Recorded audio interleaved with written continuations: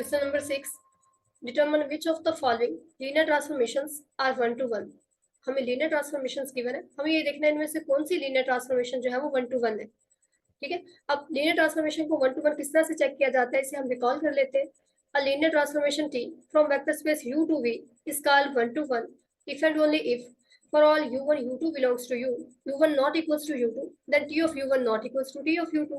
यानी जब भी हम वेक्टर स्पेस u के कोई से भी दो आर्बिट्री वेक्टर्स लें u1 u2 जो कि डिस्टिंक्ट हो, तो फिर उनके अंडर ट्रांसफॉर्मेशन जो इमेजेस है वो भी क्या होने चाहिए, डिस्टिंक्ट होने चाहिए. तो फिर ट्रांसफॉर्मेशन क्या होगी, वन टू वन होगी. या फिर हम इसको इस तरह से भी चेक करते हैं कि अगर t ऑफ u1 इक्वल है t ऑफ u2 के, तो ये इंप्लाइज करे u1 इक्वल्स टू u2. यानी अगर अंडर ट्रांसफॉर्मेशन इमेजेस सेम है तो फिर इसका मतलब क्या होना चाहिए कि वो वेक्टर सेम है, तो फिर ट्रांसफॉर्मेशन वन वन होगी. अब हम चेक कर लेते हैं.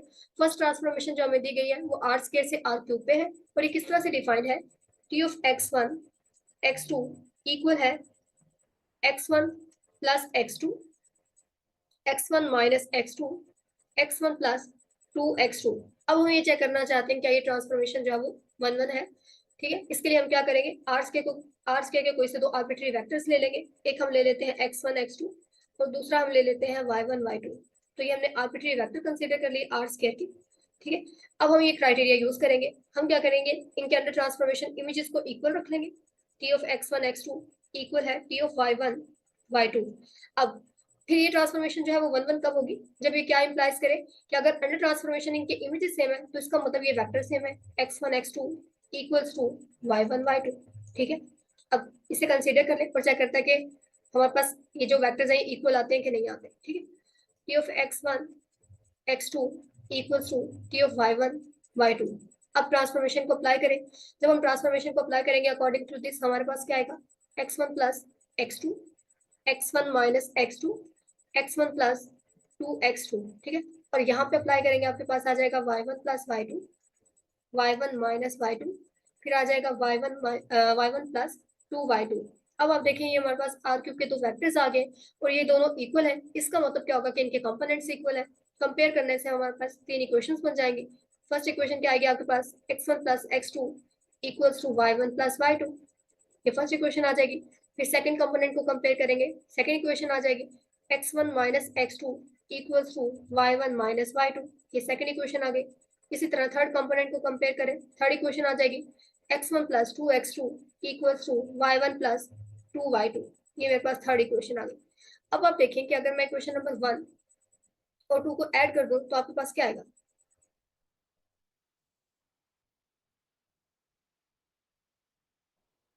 जी इक्वेशन नंबर 1 और 2 को ऐड करते हैं जब 1 प्लस 2, तो आप यहाँ से देख सकते हैं जब हम इन दोनों को ऐड करेंगे x2 और x1 कैंसिल हो जाएंगे. बाकी यहाँ से आपके पास क्या आ जाएगा 2x1, ये 2x1 आ गया इक्वल्स टू, और राइट साइड पे आप देखें y2 और माइनस y2 कैंसिल हो जाएंगे. बाकी यहाँ से आपके पास क्या आएगा 2y1 आ जाएगा. तो यहाँ देखें 2 से कैंसिल हो गया, हमारे पास क्या आया x1 इक्वल्स टू y1. इसी तरह जब हम इन दोनों इक्वेशंस को सब्ट्रैक्ट करेंगे तो आपके पास क्या आएगा, इक्वेशन नंबर 1 से 2 को सब्ट्रैक्ट कर दें. चलिए हम इक्वेशन नंबर 1 को लिख लेते हैं, x1 plus x2 equals to y1 plus y2, और सेकंड इक्वेशन है x1 minus x2 equals to y1 minus y2. अब जब हम सब्ट्रैक्ट करेंगे तो यहाँ पे साइन चेंज हो जाएंगे, ये प्लस हो जाएगा, ये माइनस, ये प्लस.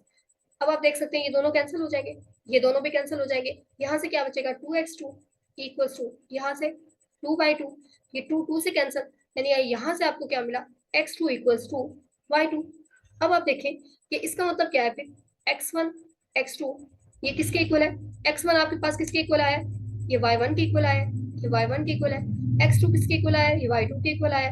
तो इसका मतलब है ये जो दोनों वेक्टर्स हमने कंसीडर किए थे आर स्क्वायर के, x1 x2 और y1 y2, ये दोनों वेक्टर इक्वल है. अब देखिए मैंने कंसीडर किया था कि इनके अंडर ट्रांसफॉर्मेशन जो इमेज सेम है, इससे हमारे पास क्या आ गया कि ये वेक्टर सेम है. इसका मतलब ये है कि अकॉर्डिंग टू दिस क्राइटेरिया हमारी ट्रांसफॉर्मेशन क्या है, वन वन ट्रांसफॉर्मेशन है. ठीक है, तो ये प्रूव हो गया कि ये जो ट्रांसफॉर्मेशन है ये वन वन ट्रांसफॉर्मेशन है. इसी तरह बाकी ट्रांसफॉर्मेशन को भी चेक कर सकते हैं कि वो वन वन है या नहीं. अगर हमारी कंडीशंस पूरी हो जाएंगी तो ट्रांसफॉर्मेशन वन वन हो जाएगी, अदरवाइज वो वन वन नहीं होगी. ठीक है,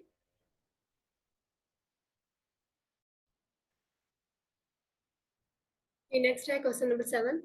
Let's see with a vector space of complex numbers over R and T from C to C be defined by T of C equals to C conjugate, where C conjugate denotes the complex conjugate of C. Show that T is linear. ठीक है, हमें vector space given है complex numbers की और field given है set of real number की। हमें ये देखना है कि जो ट्रांसफॉर्मेशन डिफाइंड है T of G equals to G conjugate, ये एक लीनियर ट्रांसफॉर्मेशन है। अब लीनियर ट्रांसफॉर्मेशन के लिए आपको पता है हमें दो कंडीशंस देखनी पड़ेंगी। फर्स्ट कंडीशन हम क्या चेक करेंगे, T of G one plus G two ये इक्वल हो टी ऑफ जी वन, ठीक है, plus T of G two. दूसरी कंडीशन हम क्या चेक करेंगे कि T of alpha G equal होना चाहिए alpha T of G for all alpha belongs to R, ठीक है, क्योंकि फील्ड हमारी यहाँ पे सेट ऑफ रियल नंबर है, and G belongs to C, और यहाँ पे हमारे पास for all G one G two belongs to C, ठीक है। अब फर्स्ट कंडीशन चेक करने के लिए हम क्या करेंगे, ठीक है, कंसीडर कर लेंगे arbitrary complex number G one G two belongs to C, ठीक है। कंसीडर कर ले इसे T of G one plus G two equals to.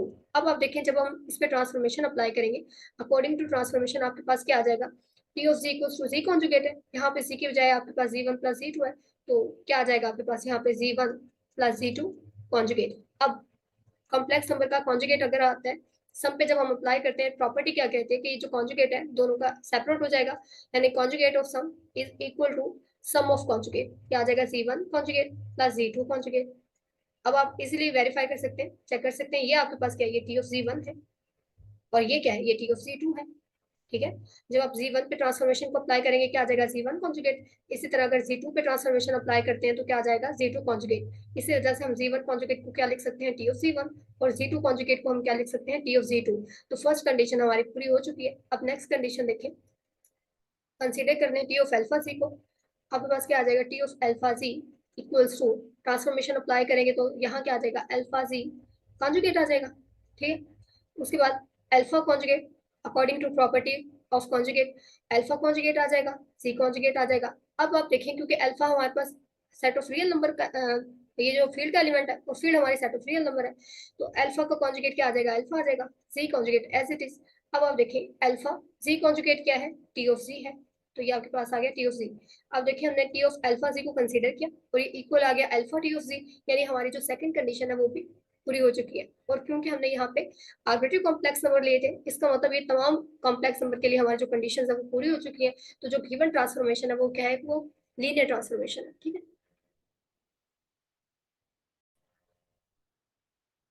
Question number 8. Let V be the vector space Pn of x of polynomials P of x with real coefficients and of degree not exceeding n together with zero polynomial. Let T from V to V be defined by T of P of x equal to P of x plus 1. Show that T is linear. हमें vector space given है polynomials की of degree less equals to n, और इन polynomials के जो coefficients है वो real coefficients है, और इसमें हमारे पास जीरो पॉलिनोमियल भी है। अब आप देखिए अगर वेक्टर स्पेस है पॉलिनोमियल्स की तो इसमें जीरो पॉलिनोमियल का होना तो मस्ट है, क्योंकि इससे अंडर एडिशन अबिलियन ग्रुप भी तो बनना है, ठीक है। तो ट्रांसफॉर्मेशन डिफाइंड है v to v by t of p of x equal to p of x plus 1। हमें ये शो करना है कि ये जो ट्रांसफॉर्मेशन है ये एक लीनियर ट्रांसफॉर्मेशन है। इसे प्रूव करने के लिए क्या करेंगे, तो इसे दो आर्बिट्री पॉलिनोमियल्स ले लेंगे वेक्टर स्पेस v में से, एक हम ले लेते हैं p1 ऑफ x और दूसरी हम ले लेते हैं p2 ऑफ x, ठीक। अब p1 ऑफ x को हम ले लेते हैं equals to a nought plus a1x plus a2x square plus up to so on plus an xn, और p2 ऑफ x को हम ले लेते हैं b nought plus b1x plus b2x square plus up to so on plus bn xn, ठीक है। और यहाँ पे जो ए आईज हैं सारे ये हमारे पास रियल रियल नंबर्स हैं, क्योंकि जो पॉलिनोमियल्स की कोफिशिएंट है वो क्या है, रियल कोफिशिएंट्स है। इसी तरह जितने भी बी आईज हैं ये सारे के सारे ये भी हमारे पास क्या है, रियल नंबर्स हैं, ठीक है।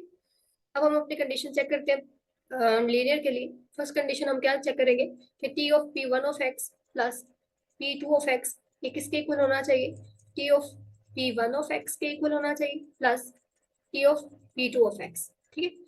और जो सेकंड कंडीशन हम चेक करेंगे तो क्या चेक करेंगे, और यहाँ पे हमारे पास क्या आ जाएगा, for all P one of X P two of X belongs to V. और सेकंड कंडीशन हम ये देखेंगे कि T of alpha P of X equal होना चाहिए alpha T of p of x, ठीक है, for all alpha belongs to r and p of x belongs to v। ये दो कंडीशन हमें चेक करनी है। फर्स्ट कंडीशन की तरफ आते हैं, t of p1 of x plus p2 of x, इसे हमने कंसिडर कर लिया equals to T of P one of X किसके इक्वल है, ये वैल्यू लगा दें, A not plus A one X plus A two X square plus up to so on plus A N X N. तो ये P one of X आ गया plus P two of X क्या है, B naught plus B one X plus B two X square plus up to so on plus E N X N. Add कर ले पहले, हमारे पास क्या आ जाएगा, टी ऑफ, अब कांस्टेंट टर्म को एक साइड पे कर ले, A not plus B naught plus X वाले एक साइड पे ऐड कर ले। जब आप ऐड करेंगे आपके पास A one X plus B one X करेंगे, इनमें से एक्स कॉमन आ जाएगा, हमारे पास क्या बचेगा, A one plus B one X. ठीक है, फिर जब एक्स स्क्वायर के कोफिशिएंट्स को आप ऐड करेंगे, आपके पास एक्स स्क्वायर कॉमन आ जाएगा, अंदर क्या आ जाएगा, A two plus B two X square. ठीक है, plus up to so on add करते जाएंगे, और लास्ट में जब आप A N X N plus B N X N इन दोनों को ऐड करेंगे, इनमें से एक्स एन कॉमन आ जाएगा, A N plus B N X N. ठीक है, ये आ गया। अब हम क्या करेंगे, हमने ऐड कर लिया, अब हम ट्रांसफॉर्मेशन को अप्लाई करेंगे। ट्रांसफॉर्मेशन किस तरह से अप्लाई करनी है कि जो आपके पास x है पोलिनोमियल में, उसको अपने x प्लस वन से रिप्लेस कर देना है। तो हमारे पास क्या आ जाएगा, a nought plus B nought, ये तो एज इट इज आ जाएंगे। ठीक है, जहां x है वहां पे आपने x वन लगा दे, x प्लस वन करना है, तो आपके पास यहाँ आ जाएगा a one plus B one into X plus one. ठीक है, plus a two plus B two into X plus one square आ जाएगा, फिर प्लस अप टू सॉन आपके पास आ जाएगा A N plus B N into X plus one whole power N. ठीक है, ये आ जाएगा हमारे पास।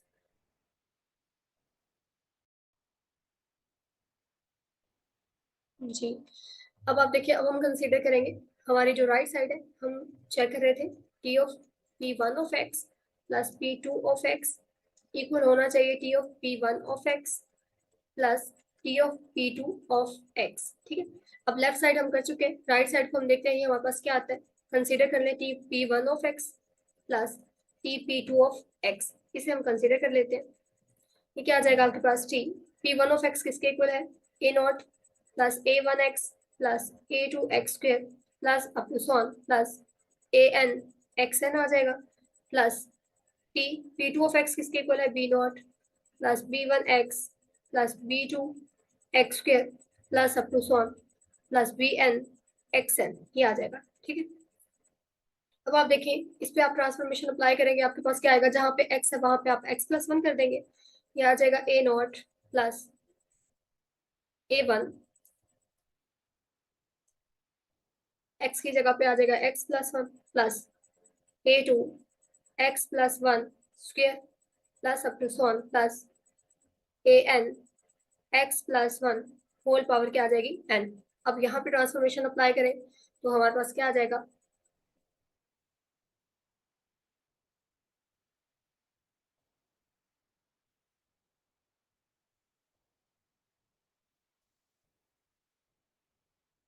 जी बस आप ये देखें, ये जो हमारा था ये क्या था, P one of X plus P two of x, इसके साथ हमने कंपेयर करना है कि ये इक्वल आए हैं या नहीं। तो यहाँ से हमने इस पे ट्रांसफॉर्मेशन अप्लाई कर दी, आ गया, प्लस अब हम अप्लाई करेंगे ट्रांसफॉर्मेशन यहाँ पे, तो यहाँ पे भी आपके पास जहाँ पे x है वहाँ पे x प्लस वन हो जाएगा, तो ये आ जाएगा B one X plus one plus B two X plus one square plus up to so on plus B N X plus one whole power N हो जाएगी। ठीक है, अब आप देखिए ये दोनों ऐड हो रहे हैं, T P one of X plus T P two of x. ठीक है, अब राइट साइड पे ये दोनों ऐड हो रहे हैं, ये वाले और ये वाली, जब आप ऐड करेंगे आपके पास क्या आ जाएगा, A not plus B naught, A not plus B naught. ठीक है, फिर A one X plus one plus B one X plus one, जब आप इन दोनों को ऐड करेंगे तो आपके पास यहाँ से एक्स प्लस वन कॉमन आ जाएगा, हमारे पास आ गया यहाँ पे ए वन प्लस बी वन, और इनमें से एक्स प्लस वन को हमने ले लिया कॉमन। ठीक है, नेक्स्ट देखें, A two into X plus one square, जब आप ऐड करेंगे आपके पास ये दोनों ऐड होंगे, और इनमें से हमारे पास क्या कॉमन आएगा, X plus one square common आ जाएगा, तो यहाँ से हमारे पास आया A two plus B two, ठीक है, into X plus one whole square, up to so on continue करते जाएंगे, जब आप यहाँ पहुंचेंगे ये किस में ऐड होगा हमारे पास, A N into X plus one whole power N, ये ऐड हो जाएगा B N into X plus one whole power N, और यहाँ से हमारे पास क्या कॉमन आएगा, A N plus B N, यहाँ से हमारे पास कॉमन आ जाएगा X plus one whole raise to the power N. ठीक है, तो अब आप चेक कर सकते हैं कि हमारे पास T of P one of X plus P2 of X, ये क्या आया था, और TP of P1 of X plus TP2 of X, ये दोनों के दोनों आप देख सकते हैं दोनों इक्वल है। यहाँ पे भी हमारे पास फर्स्ट टर्म जो है वो क्या है, A nought plus B nought, फिर A1 plus B1 into X plus one, देखिए सेम है। फिर नेक्स्ट कंपेयर कर सकते हैं आप A2 plus B2 into X plus one square and up to so on AN plus BN into X plus one whole power n। तो हमारी जो फर्स्ट कंडीशन थी वो वेरीफाई हो चुकी है। अब नेक्स्ट कंडीशन की तरफ आते हैं। अब हम चेक करेंगे T of alpha of P of x, sorry T of alpha into P of X, ये इक्वल होना चाहिए alpha into T of P of x, ठीक है।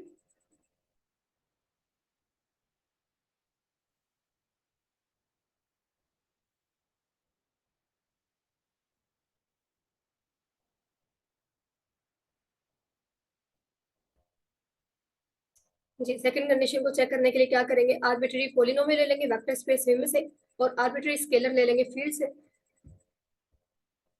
हमारे पास आ जाएगा अल्फा बिलोंग्स टू आर और P of X belongs to V. हमें ये चेक करना है T of alpha P of X equal होना चाहिए alpha T of P of X के, ठीक है। कंसीडर कर लें इसे। हमारे पास क्या आ जाएगा, T of alpha P of X equals to T of alpha P of X, क्या होगा फिर यहाँ पे हमारे पास P of X equals to, P of X को आप ले लें A not plus A1x plus A2x square plus up to so on plus AN XN, और यहाँ पे जो ए आईज है सारे के सारे क्या है, रियल नंबर है, ठीक है। तो यहाँ हमारे पास आ जाएगा A0 plus A1x plus A2x square plus up to so on plus AN XN, ये आ गया। अब आप देखिए कि ये अल्फा जो है वो मल्टीप्लाई हो रहा है, मल्टीप्लाई कर ले, ये अंदर आ जाएगा alpha A0 plus alpha A1x plus alpha A2x square plus up to so on plus alpha AN XN, ठीक है।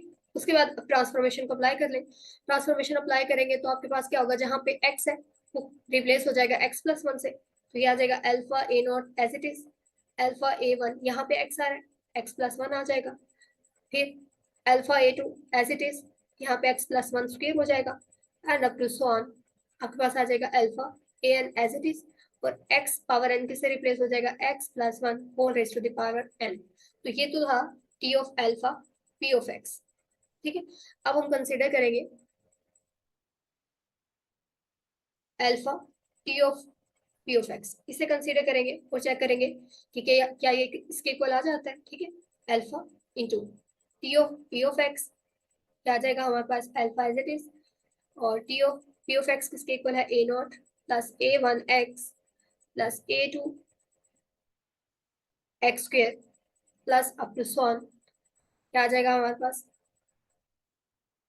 प्लस AN XN, ठीक है। ट्रांसफॉर्मेशन अप्लाई कर दें, आपके पास क्या आ जाएगा alpha as it is A not plus A1, जहाँ पे x है वहां पे x प्लस वन आ जाएगा, x प्लस वन आ गया प्लस A2 x की जगह पे x प्लस वन स्क्वायर आ गया plus up to so on plus AN x plus one whole raise to the power n।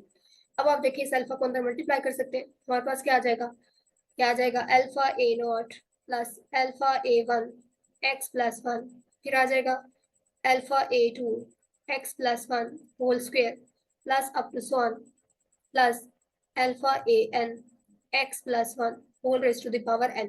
ये था T alpha into T of P of X. अब आप देख सकते हैं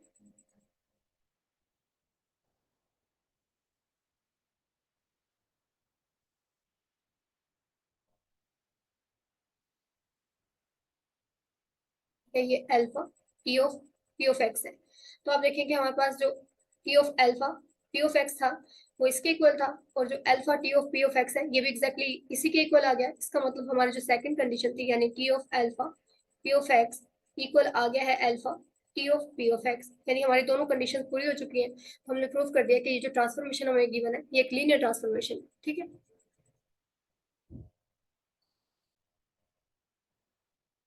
जी नेक्स्ट है question number 9, let v equals to 1 1 1 v1, ये हमारे पास v1 है, v2 equals to 110 and v3 equals to 100 be a basis for r cube. Find a linear transformation t from r cube to r square such that t of v1 equals to 10, t of v2 equals to 2 minus 1 and t of v3 equals to 4 3, ठीक है। अब आप देखिए कि हमें basis vector given है are cube के, हमें एक लीनियर ट्रांसफॉर्मेशन फाइंड करनी है जो कि आर क्यूब से आर स्क्वायर पे हो। और वो कैसी लीनियर ट्रांसफॉर्मेशन हो कि जब हम उसे इन बेसिस वेक्टर पे अप्लाई करते हैं, यानी टी वी वन, तो किसके इक्वल होगा, ये 10 के इक्वल होगा। और जब हम इसे वी टू पे अप्लाई करेंगे तो 2 - 1। और जब वी थ्री पे अप्लाई करें तो फिर क्या होगा, ये T of we three equal होगा 4 3 के। ठीक है, हमें लीनियर ट्रांसफॉर्मेशन फाइंड करनी है जो कि आर क्यूब से आर स्क्वायर पे हो। अब देखिए आप किस तरह से फाइंड करेंगे।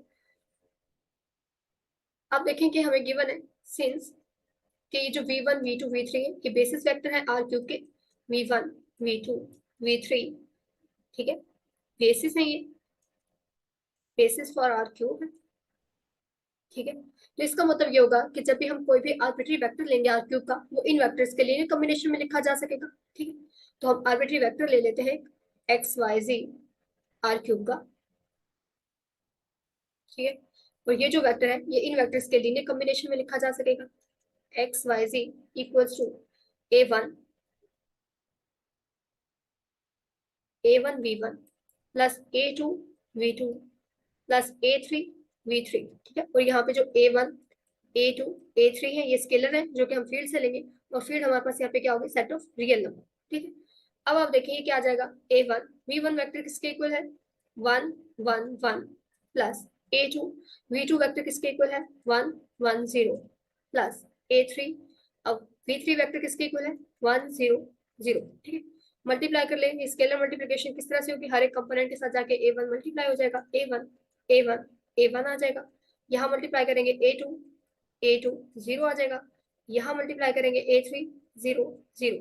ठीक है, अब ये तीनों वेक्टर्स आ गए आर क्यूब के, ऐड कर ले, a1 plus a2 plus a3। Second component को सेकंड में ऐड करेंगे, a1 प्लस a2 प्लस 0, आपके पास a1 प्लस a2 ही आ जाएगा। नेक्स्ट a1 प्लस 0 ये a1 आ जाएगा। यहाँ हमारे पास क्या पड़ा है, एक्स वाई सी। अब आप देखें क्योंकि ये हमारे पास ये भी आर क्यूब का वेक्टर है और ये भी आर क्यूब का ही वेक्टर है, दोनों इक्वल है, तो इसका मतलब इनके कंपोनेंट इक्वल होंगे। कंपेयर करेंगे, हमारे पास तीन इक्वेशंस बन जाएंगी। फर्स्ट कंपोनेंट फर्स्ट के इक्वल, आपके पास क्या आ जाएगा, X equals to a1 plus a2 plus a3। ठीक है, सेकंड कंपोनेंट को कंपेयर करेंगे, हमारे पास आ जाएगा a1 plus a2 equals to y। Third component को कंपेयर करेंगे, हमारे पास आ जाएगा a1 इक्वल्स टू z। हम क्या करना चाह रहे हैं, अब हमें इन स्केलर्स की वैल्यू चाहिए, ये जो a1 a2 a3 है हमें इनकी वैल्यू चाहिए। तो आप देखेंगे हमारे पास ये तीन इक्वेशंस बन गई है, इनको हम सॉल्व करेंगे और स्केलर्स की वैल्यू फाइंड करेंगे। तो यहाँ जो इक्वेशन नंबर 3 है, यहाँ से हमारे पास a1 किसके इक्वल आ गया, c के इक्वल आ गया। अब ये जो वैल्यू अगर मैं इक्वेशन नंबर 2 में पुट कर दूं तो 2 क्या इंप्लाइज करेगी, a1 की जगह पे क्या आ जाएगा, c प्लस a2 किसके इक्वल आ जाएगा, y के। तो यहाँ से जो a2 है इसकी वैल्यू क्या निकल आएगी, y माइनस z। तो ये मेरे पास a2 की वैल्यू आ गई। अब ये जो a1 और a2 की वैल्यू आई है इनको क्वेश्चन नंबर 1 में पुट करें, आपके पास क्या आएगा, a1 की जगह पे z आ जाएगा, प्लस a2 की जगह पे आपके पास क्या आ जाएगा, y minus z, plus a3 as it is equal to क्या आ जाएगा, x। अब ये प्लस जी और माइनस जी तो कैंसिल हो जाएंगे, यहाँ क्या बचा है, y plus a3 equal to x। और यहाँ से जो a3 स्केलर है इसकी वैल्यू क्या आ गई, x माइनस वाई। अभी जो स्केलर्स की वैल्यू आई है उठा के वापस हम कहाँ पुट करेंगे, यहाँ पे। ठीक है, जहाँ पे हमने लिखा था स्केलर वेक्टर एक्स वाई जी को इन वेक्टर्स के लीनियर कॉम्बिनेशन में, यहाँ आके हम इन स्केलर की वैल्यूज को दोबारा से पुट कर देंगे।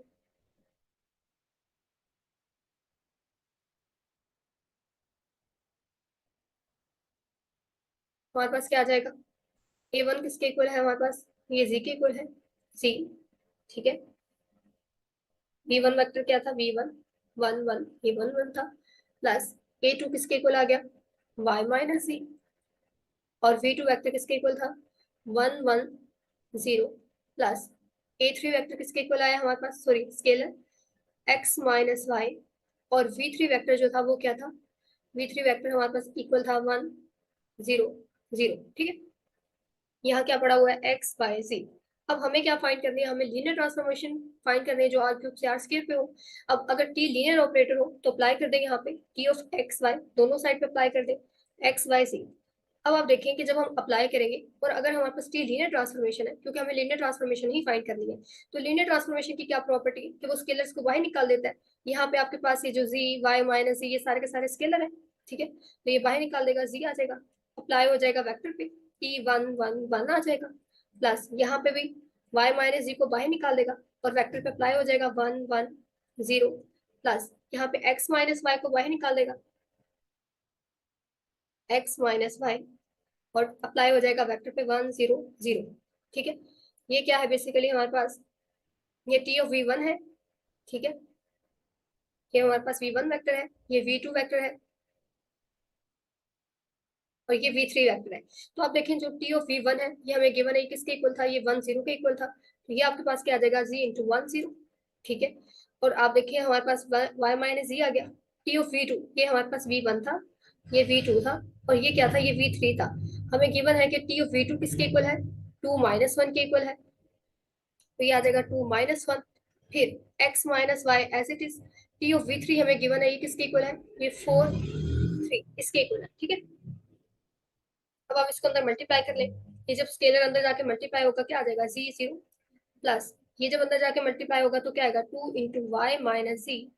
और ये जब मल्टीप्लाई होगा तो हमारे पास ये y माइनस जी जब -1 से मल्टीप्लाई होगा तो ये z माइनस वाई हो जाएगा, प्लस ये जब अंदर जाके मल्टीप्लाई होंगे तो 4 x माइनस वाई, फिर 3 इंटू एक्स माइनस वाई। ये हमारे पास आर स्केयर के वेक्टर्स आ गए, ये ऐड हो रहे हैं, इनको ऐड कर लें।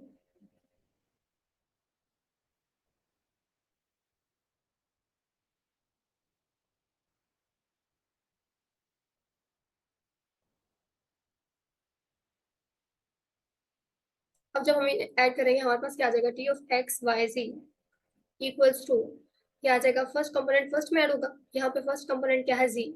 यहाँ जो फर्स्ट कंपोनेंट है वो क्या है, प्लस 2 इंटू, यहाँ फर्स्ट कंपोनेंट है 2 इंटू वाई माइनस जी। ठीक है, ये हमारा फर्स्ट कंपोनेंट है, और जी माइनस वाई ये सेकेंड कंपोनेंट है। फर्स्ट कंपोनेंट आ गया 2 वाई माइनस जी, और यहाँ जो फर्स्ट कंपोनेंट है वो क्या है, 4 एक्स माइनस वाई। ठीक है, उसके बाद अब सेकेंड कंपोनेंट को जब ऐड करेंगे 0 प्लस जी माइनस वाई। ठीक है, और यहाँ से सेकंड कंपोनेंट हमारे पास क्या है, 3 इंटू एक्स माइनस वाई। यानी हमारे पास क्या आ गया, z प्लस, इस 2 को अंदर मल्टीप्लाई कर दे, 2y माइनस 2z। यहाँ से 4x को 4 को अंदर मल्टीप्लाई कर दे, 4x माइनस 4y। और यहाँ आपके पास क्या आ जाएगा, z माइनस वाई, इस 3 को अंदर मल्टीप्लाई करें, 3x माइनस 3y। तो हमारे पास क्या आ गया,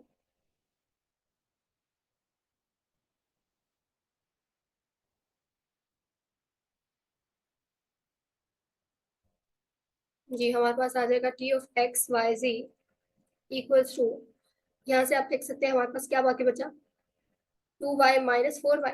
तो यहाँ से -2y आ जाएगा, और यहाँ से z माइनस 2z, ये माइनस z हो जाएगा। यानी अगर मैं यहाँ से स्टार्ट करूँ x से तो पहले 4x आ जाएगा, उसके बाद y के लिखे 2y माइनस 4y, ये -2y आ गया, और फिर z माइनस 2z, ये माइनस z आ गया। ठीक है, और नेक्स्ट यहाँ से हमारे पास क्या बचा, यहाँ पहले x के लिख लें, 3x आ जाएगा, फिर y में क्या बचा, -y माइनस 3y, ये -4y हो गया, और यहाँ पे आपके पास क्या आ गया, प्लस z आ गया।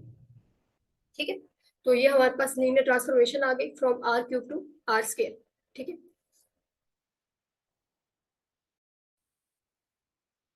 जी नेक्स्ट है क्वेश्चन नंबर 10, और ये भी बिल्कुल क्वेश्चन नंबर 9 की तरह ही है। Let T from R square to R be linear transformation for which T of 1 1 equals to 3 and T of 0 1 equals to -2, find T of x1 x2। अब यहाँ हमें ये तो गिवन है कि टी जो है वो लीनियर ट्रांसफॉर्मेशन है आर स्केयर से आर पे, और ये भी बता दिया गया है कि जब वो लीनियर ट्रांसफॉर्मेशन 1 1 पे अप्लाई होती है तो इक्वल्स टू 3 आ जाता है, और जब 0 1 पे अप्लाई होती है तो -2 आ जाता है। हमें ट्रांसफॉर्मेशन फाइंड करनी है, बिल्कुल क्वेश्चन नंबर 9 की तरह। अब अगर आप गौर करें कि यहाँ जो हमें आर स्केयर के फैक्टर्स गिवन है 1 1 और 0 1, ये जो हमें वेक्टर्स गिवन है ये इसके बेसिस वेक्टर है। क्यों, क्योंकि आप देख सकते हैं कि जो 1 1 और 0 1 ये जो दोनों वेक्टर्स हैं ये लीनियरली इंडिपेंडेंट वेक्टर्स हैं। और हम ऑलरेडी डिस्कस कर चुके हैं कि अगर हमारे पास कोई finite dimensional vector space given हो और उसके हमें यानी जितनी वेक्टर स्पेस की डायमेंशन हो उतने ही वेक्टर्स का सेट अगर हमारे पास हो और वो लीनियरली इंडिपेंडेंट हो तो वो हमेशा उसकी बेसिस बनाता है। तो ये जो दोनों वेक्टर्स हैं 1 1 और 0 1, ये लिनियरली इंडिपेंडेंट वेक्टर्स हैं, और फिर ये क्या बनाएंगे, ये आर स्क्वायर की बेसिस बनाएंगे। अब आर स्क्वायर की अगर ये बेसिस बनाएंगे तो इसका मतलब ये है कि हम अगर आर स्क्वायर का कोई भी आर्बिट्ररी वेक्टर लेंगे तो वो इन दोनों वेक्टर्स के लिए कॉम्बिनेशन में लिखा जा सकता है। तो कंसिडर कर ले हम x1, ये हमने आर्बिट्ररी वेक्टर ले लिया आर स्क्वायर का, x1 x2। ठीक है, आर स्क्वायर का, तो इस वेक्टर को हम क्या कर सकते हैं, इन दोनों वेक्टर्स के लीनियर कॉम्बिनेशन में लिख सकते हैं। x1 x2 इक्वल आ जाएगा हमारे पास a1 1 1 प्लस a2 0 1, और यहाँ जो a1 a2 है ये स्केलर्स हैं जो कि हम फील्ड से लेंगे। A1 A2 जो कि हमारे पास यहाँ पे क्या होगी, सेट ऑफ रियल नंबर। ठीक है, अब आप देखें हमें क्या करना है, स्केलर्स की वैल्यू फाइंड करनी है, यहाँ पे पुट करनी है। तो आपके पास क्या आ जाएगा, पहले आप स्केलर मल्टीप्लिकेशन कर ले, हमारे पास आ जाएगा A1 यहाँ से आ जाएगा 0 A2। उसके बाद ये दोनों आर स्केयर के वेक्टर हैं, ऐड हो रहे हैं, ऐड करेंगे तो A1 आ जाएगा, यहाँ पे आपके पास A1 प्लस A2 आ जाएगा, और यहाँ हमारे पास क्या पड़ा है, X1 X2। आप देख सकते हैं दोनों आर स्केयर के वेक्टर है, इक्वल है, तो इनका मतलब क्या होगा, इनके कंपोनेंट इक्वल है। फर्स्ट कंपोनेंट को कंपेयर करेंगे तो क्या आ जाएगा, X1 इक्वल्स टू A1, और सेकंड कंपोनेंट को कंपेयर करेंगे तो हमारे पास आ जाएगा X2 equals to A1 plus A2। तो ये हमारे पास दो इक्वेशंस आ गई। अगर आप देखिए क्वेश्चन नंबर जो 1 है, यहाँ से हमारे पास A1 की डायरेक्टली वैल्यू आ गई, वो क्या है X1, और अगर हमें A2 की चाहिए तो क्या करेंगे, इक्वेशन नंबर 2 में A1 की वैल्यू को पुट कर देंगे, तो हमारे पास क्या आ जाएगा, क्या आ जाएगा, X2 equals to A1 equal है X1 के प्लस A2 आ जाएगा, यानी A2 जो स्केलर है इसकी वैल्यू क्या आई आपके पास, X1 माइनस X2। ठीक है, सॉरी यहाँ आएगा X2 माइनस X1, यहाँ हमारे पास आ गया X2 माइनस X1। अब ये वैल्यू उठा के वापस कहाँ पुट करनी, जहाँ हमने स्केलर ये जो वेक्टर था इसको लीनियर कॉम्बिनेशन में लिखा था, यहाँ लाके पुट करेंगे, आपके पास क्या आ जाएगा, X1 X2 equals to A1 हमारे पास इक्वल आया है X1 के, तो ये 1 आ जाएगा, प्लस A2 किसके इक्वल आया हमारे पास, X2 माइनस X1, और यहाँ पे आपके पास ये जो वेक्टर है 0 1, ये एज इट इज आ जाएगा। अब हमें लीनियर ट्रांसफॉर्मेशन फाइंड करनी है, टी अगर लीनियर ट्रांसफॉर्मेशन हो तो अप्लाई कर दें यहाँ पे, X1 X2 इक्वल्स टू, यहाँ पे भी अप्लाई कर लें, आपके पास क्या आ जाएगा, X1 1 plus X2 minus X1 0 1। अब टी लीनियर ट्रांसफॉर्मेशन है, तो लीनियर ट्रांसफॉर्मेशन की क्या प्रॉपर्टी, स्केलर को बाहर निकाल देता है और वेक्टर पे अप्लाई हो जाएगा आपके पास यहाँ पे। तो ये जो X1 X2 माइनस X1 है, ये हमारे पास क्या है, स्केलर से, तो ये स्केलर बाहर आ गया, टी ऑफ यहाँ पे क्या आ जाएगा आपके पास 1 प्लस ये भी स्केलर है X2 माइनस X1, ये भी बाहर चला जाएगा, और आपके पास क्या आ जाएगा, टी ऑफ 0 1। ठीक है,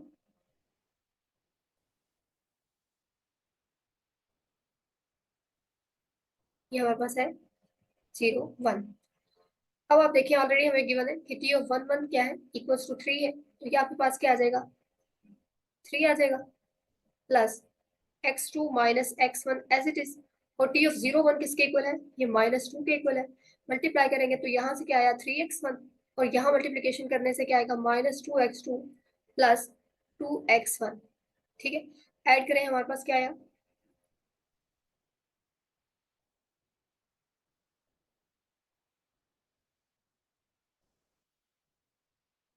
क्या आ गया, T of x1 x2 equals to 3x1 plus 2x1 5x1 minus 2x2। तो ये हमारे पास एक लीनियर ट्रांसफॉर्मेशन आ गई आर स्केयर से आर पे, जिसके लिए टी ऑफ 1 इक्वल्स टू 3 है and T of 0 1 equals to -2 है। ठीक है, चलिए जी,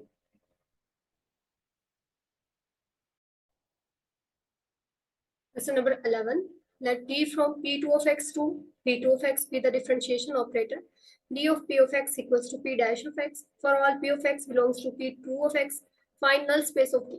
हमें डिफरेंशिएशन ऑपरेटर गिवन है, ठीक है, d from p2 of x to p2 of x, हमें क्या फाइंड करना है, हमें इसकी नल स्पेस फाइंड करनी है। ये एक लीनियर ऑपरेटर है, डिफरेंशिएशन ऑपरेटर जो होता है वो एक लीनियर ऑपरेटर होता है, और हमें इस लीनियर ऑपरेटर की नल स्पेस फाइंड करनी है। अब अगर हमारे पास कोई भी लीनियर ऑपरेटर हो from vector space u to v, तो इसकी नल स्पेस हम किस तरह से फाइंड करते हैं, या नल स्पेस से क्या मुराद होगी इसकी, इसमें हमारे पास इस वेक्टर इस लीनियर ऑपरेटर की जो नल स्पेस होगी, इसमें हमारे पास वेक्टर स्पेस u के वो तमाम वेक्टर्स आ जाएंगे। ठीक है, इसमें हमारे पास ये जो वेक्टर स्पेस u है, इसके वो तमाम वेक्टर्स आ जाएंगे जिनका अंडर ट्रांसफॉर्मेशन जो इमेज होगा वो क्या होगा, ठीक है, वो क्या होगा, ये जो वेक्टर स्पेस v है इसका जीरो वेक्टर होगा, यानी वेक्टर स्पेस u के वो तमाम वेक्टर्स, उन पे जब हम स्टिक को अप्लाई करते हैं तो वो किस पे मैप करेंगे, वेक्टर स्पेस v के जीरो वेक्टर पे मैप करेंगे, यानी जिनका अंडर ट्रांसफॉर्मेशन जो इमेज होगा वो क्या होगा, जीरो होगा, और ये जो जीरो होगा ये वेक्टर स्पेस v का होगा। ठीक है, तो इसमें हमारे पास वेक्टर स्पेस u के वो तमाम वेक्टर्स आ जाते हैं।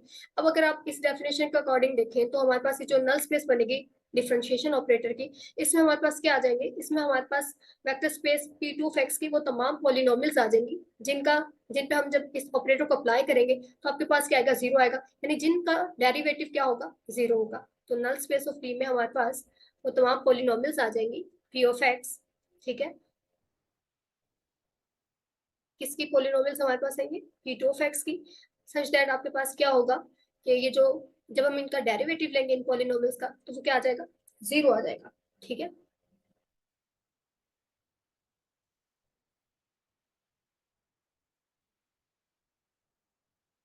ठीक है, आप देख सकते हैं कि अगर हमारे पास पॉलिनोमियल्स हो तो वो कौन सी पॉलिनोमियल्स होंगी जिनका डेरिवेटिव जीरो होता है, तो वो सारी की सारी हमारे पास कांस्टेंट पॉलिनोमियल आ जाएंगी।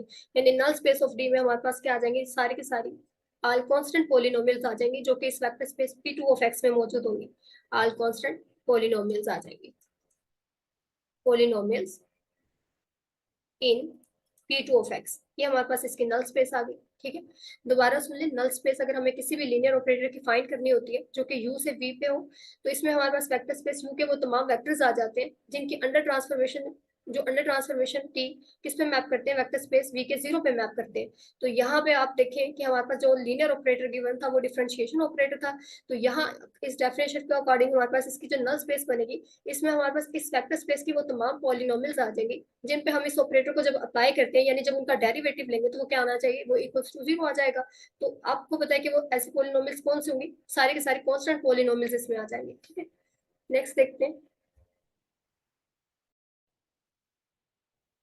नेक्स्ट है question number 12। Define t from r cube to r cube by t of x1 x2 x3 equal to minus x3 x1 x1 plus x3, find null space of t, is t 1 1? जी, हमें find करनी है null space इसकी, और ये भी check करना है क्या ये जो ट्रांसफॉर्मेशन हमें गिवन है ये एक वन वन ट्रांसफॉर्मेशन है।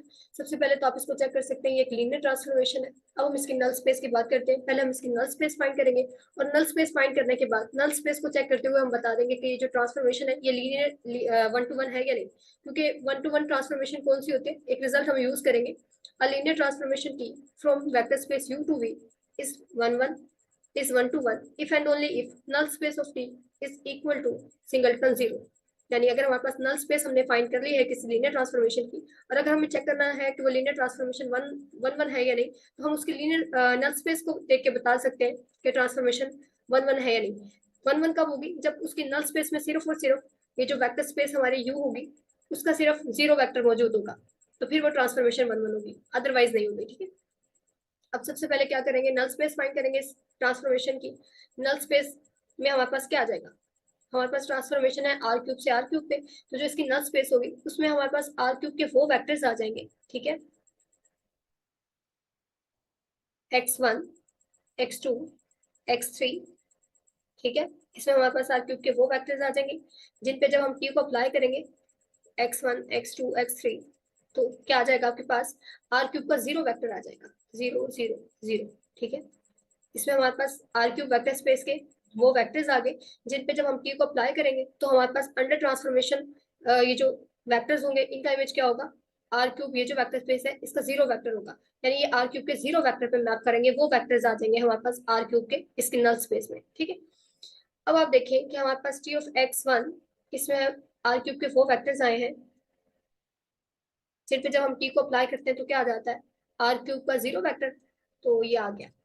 उसके बाद आप ट्रांसफॉर्मेशन देखें किस तरह से डिफाइंड है कि जब आप किसी भी वेक्टर पे जो कि आर क्यूब का वेक्टर होगा उस पर इस ट्रांसफॉर्मेशन को अप्लाई करेंगे तो आपके पास आ जाएगा minus x one plus X three. तो ये जो हमारी लेफ्ट साइड है इस पे ट्रांसफॉर्मेशन को अप्लाई कर दे, हमारे पास आ जाएगा minus x one plus X three, और यहाँ क्या पड़ा हुआ है, जीरो जीरो जीरो। अब ये भी आर क्यूब का वेक्टर है, ये भी आर क्यूब का वेक्टर है, दोनों इक्वल है, तो इसका मतलब इनके कंपोनेंट इक्वल होंगे। कंपेयर करने से हमारे पास तीन इक्वेशंस बन जाएंगी, minus X three equal to zero, ये फर्स्ट इक्वेशन आ गई। सेकेंड इक्वेशन क्या आ जाएगी, X one equal to zero, और हमारी जो थर्ड इक्वेशन होगी वो क्या आ जाएगी, X one plus X three equal to zero, ये हमारी थर्ड इक्वेशन आ गई। अब देखिए इक्वेशन नंबर वन से हमें क्या मिल रहा है, X three equal to zero. Equation number two से हमें क्या मिल रहा है, X one equal to zero. तो X three equal to zero आ गया हमारे पास, और X one equal to zero आ गया, और X three equal to zero आ गया। यानी हमारी जो नल स्पेस बनी वो फिर क्या बनी, नल स्पेस ऑफ टी में हमारे पास आर क्यूब के वो वेक्टर्स आ गए, ठीक है, X one X two X three, जिनके लिए क्या है हमारे पास, सच दैट कि एक्स वन x1 भी 0 है जिनके लिए, और x3 भी क्या है 0।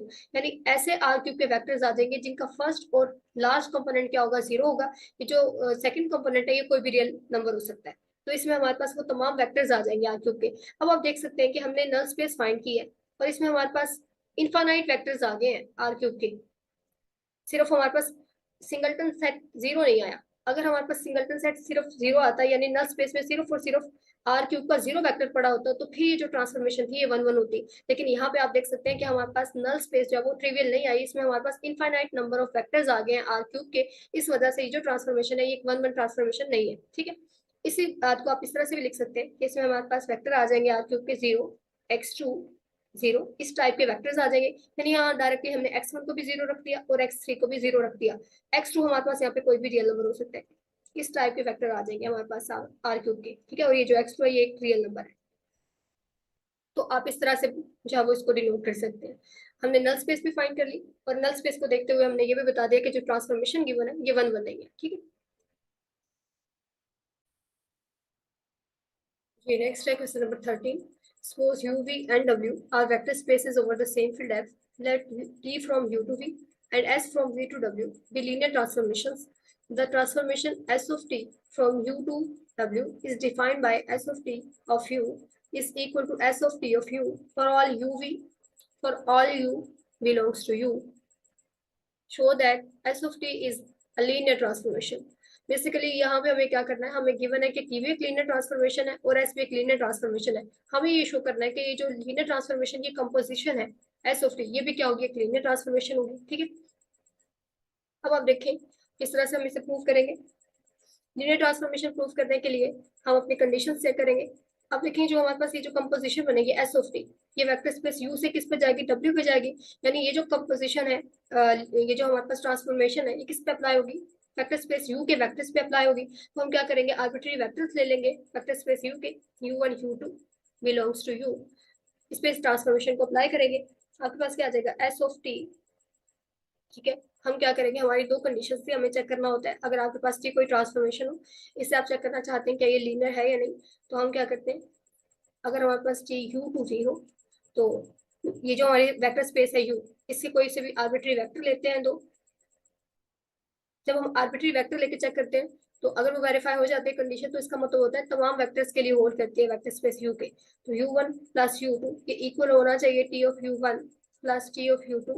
ठीक है, और दूसरी कंडीशन हमें क्या चेक करनी होती है, टी ऑफ अल्फा यू ये इक्वल होना चाहिए alpha T of U for all alpha belongs to U and alpha belongs to F, यानी कि जो फील्ड होगी हमारी, और u belongs to vector space u जो कि यहाँ पे गिवन होगी। ठीक है, और ये for all u1 u2 belongs to u। अब ये दो कंडीशंस हमें चेक करनी है। तो हमने आर्बिट्री वेक्टर्स ले ली u1 u2 vector space u के, इस पे ट्रांसफॉर्मेशन को अप्लाई करेंगे u1 प्लस u2।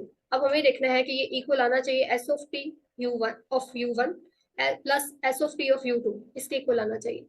अब आप देखिए इस ट्रांसफॉर्मेशन को जब हम अप्लाई करेंगे, S of T of U किसके इक्वल है, S of T of U. तो ये आपके पास क्या आ जाएगा, S of T of u1 plus u2 according to this transformation. ठीक है, अब आप देखिए हमें गिवन है कि जो टी है वो एक लीनियर ट्रांसफॉर्मेशन है, यानी कि जब ये वेक्टर पे अप्लाई होगा वेक्टर स्पेस यू के वेक्टर पे, तो आपके पास लीनियर होने की वजह से क्या आ जाएगा, T of u1 plus T of u2 आ जाएगा, क्योंकि टी जो है वो एक लीनियर ट्रांसफॉर्मेशन है। अब आप देखिए कि ये जो वेक्टर है टी ऑफ यू वन और टी ऑफ यू टू, ये जो वेक्टर्स हैं ये किसके वेक्टर है, ये हमारे पास ये जो वेक्टर स्पेस वी है। जब आप यू के वेक्टर्स पे टी को अप्लाई कर देंगे तो जो आपके पास वेक्टर बनेंगे T of U one T of U two, ये बेसिकली किसके एलिमेंट होंगे, ये वेक्टर स्पेस वी के एलिमेंट होंगे। अब ये जो ट्रांसफॉर्मेशन है एस, ये वेक्टर स्पेस वी के एलिमेंट्स पे जब अप्लाई होती है ये भी एक लीनियर ट्रांसफॉर्मेशन है। तो यहाँ पे आप इस ट्रांसफॉर्मेशन को अप्लाई कर सकते हैं और ये एक लीनियर ट्रांसफॉर्मेशन है। लीनियर ट्रांसफॉर्मेशन होने की वजह से जब ये सम पे अप्लाई हो जाएगी, अप्लाई होगी तो ये सेपरेट हो जाएगी दोनों के साथ। S of T of U one आ जाएगा हमारे पास plus S of T of U two आ जाएगा, क्योंकि एस भी एक लीनियर ट्रांसफॉर्मेशन है।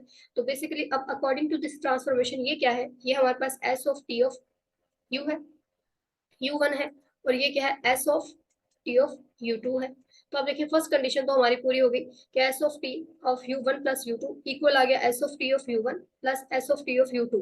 अब सेकंड कंडीशन हमने देखनी है कि अगर हम कोई भी स्केलर ले फील्ड का, ठीक है, आर्बिट्री स्केलर ले ले फील्ड का और कोई भी आर्बिट्री वेक्टर ले वेक्टर स्पेस यू का, तो हमारी ये कंडीशन हमें चेक करनी है। ठीक है।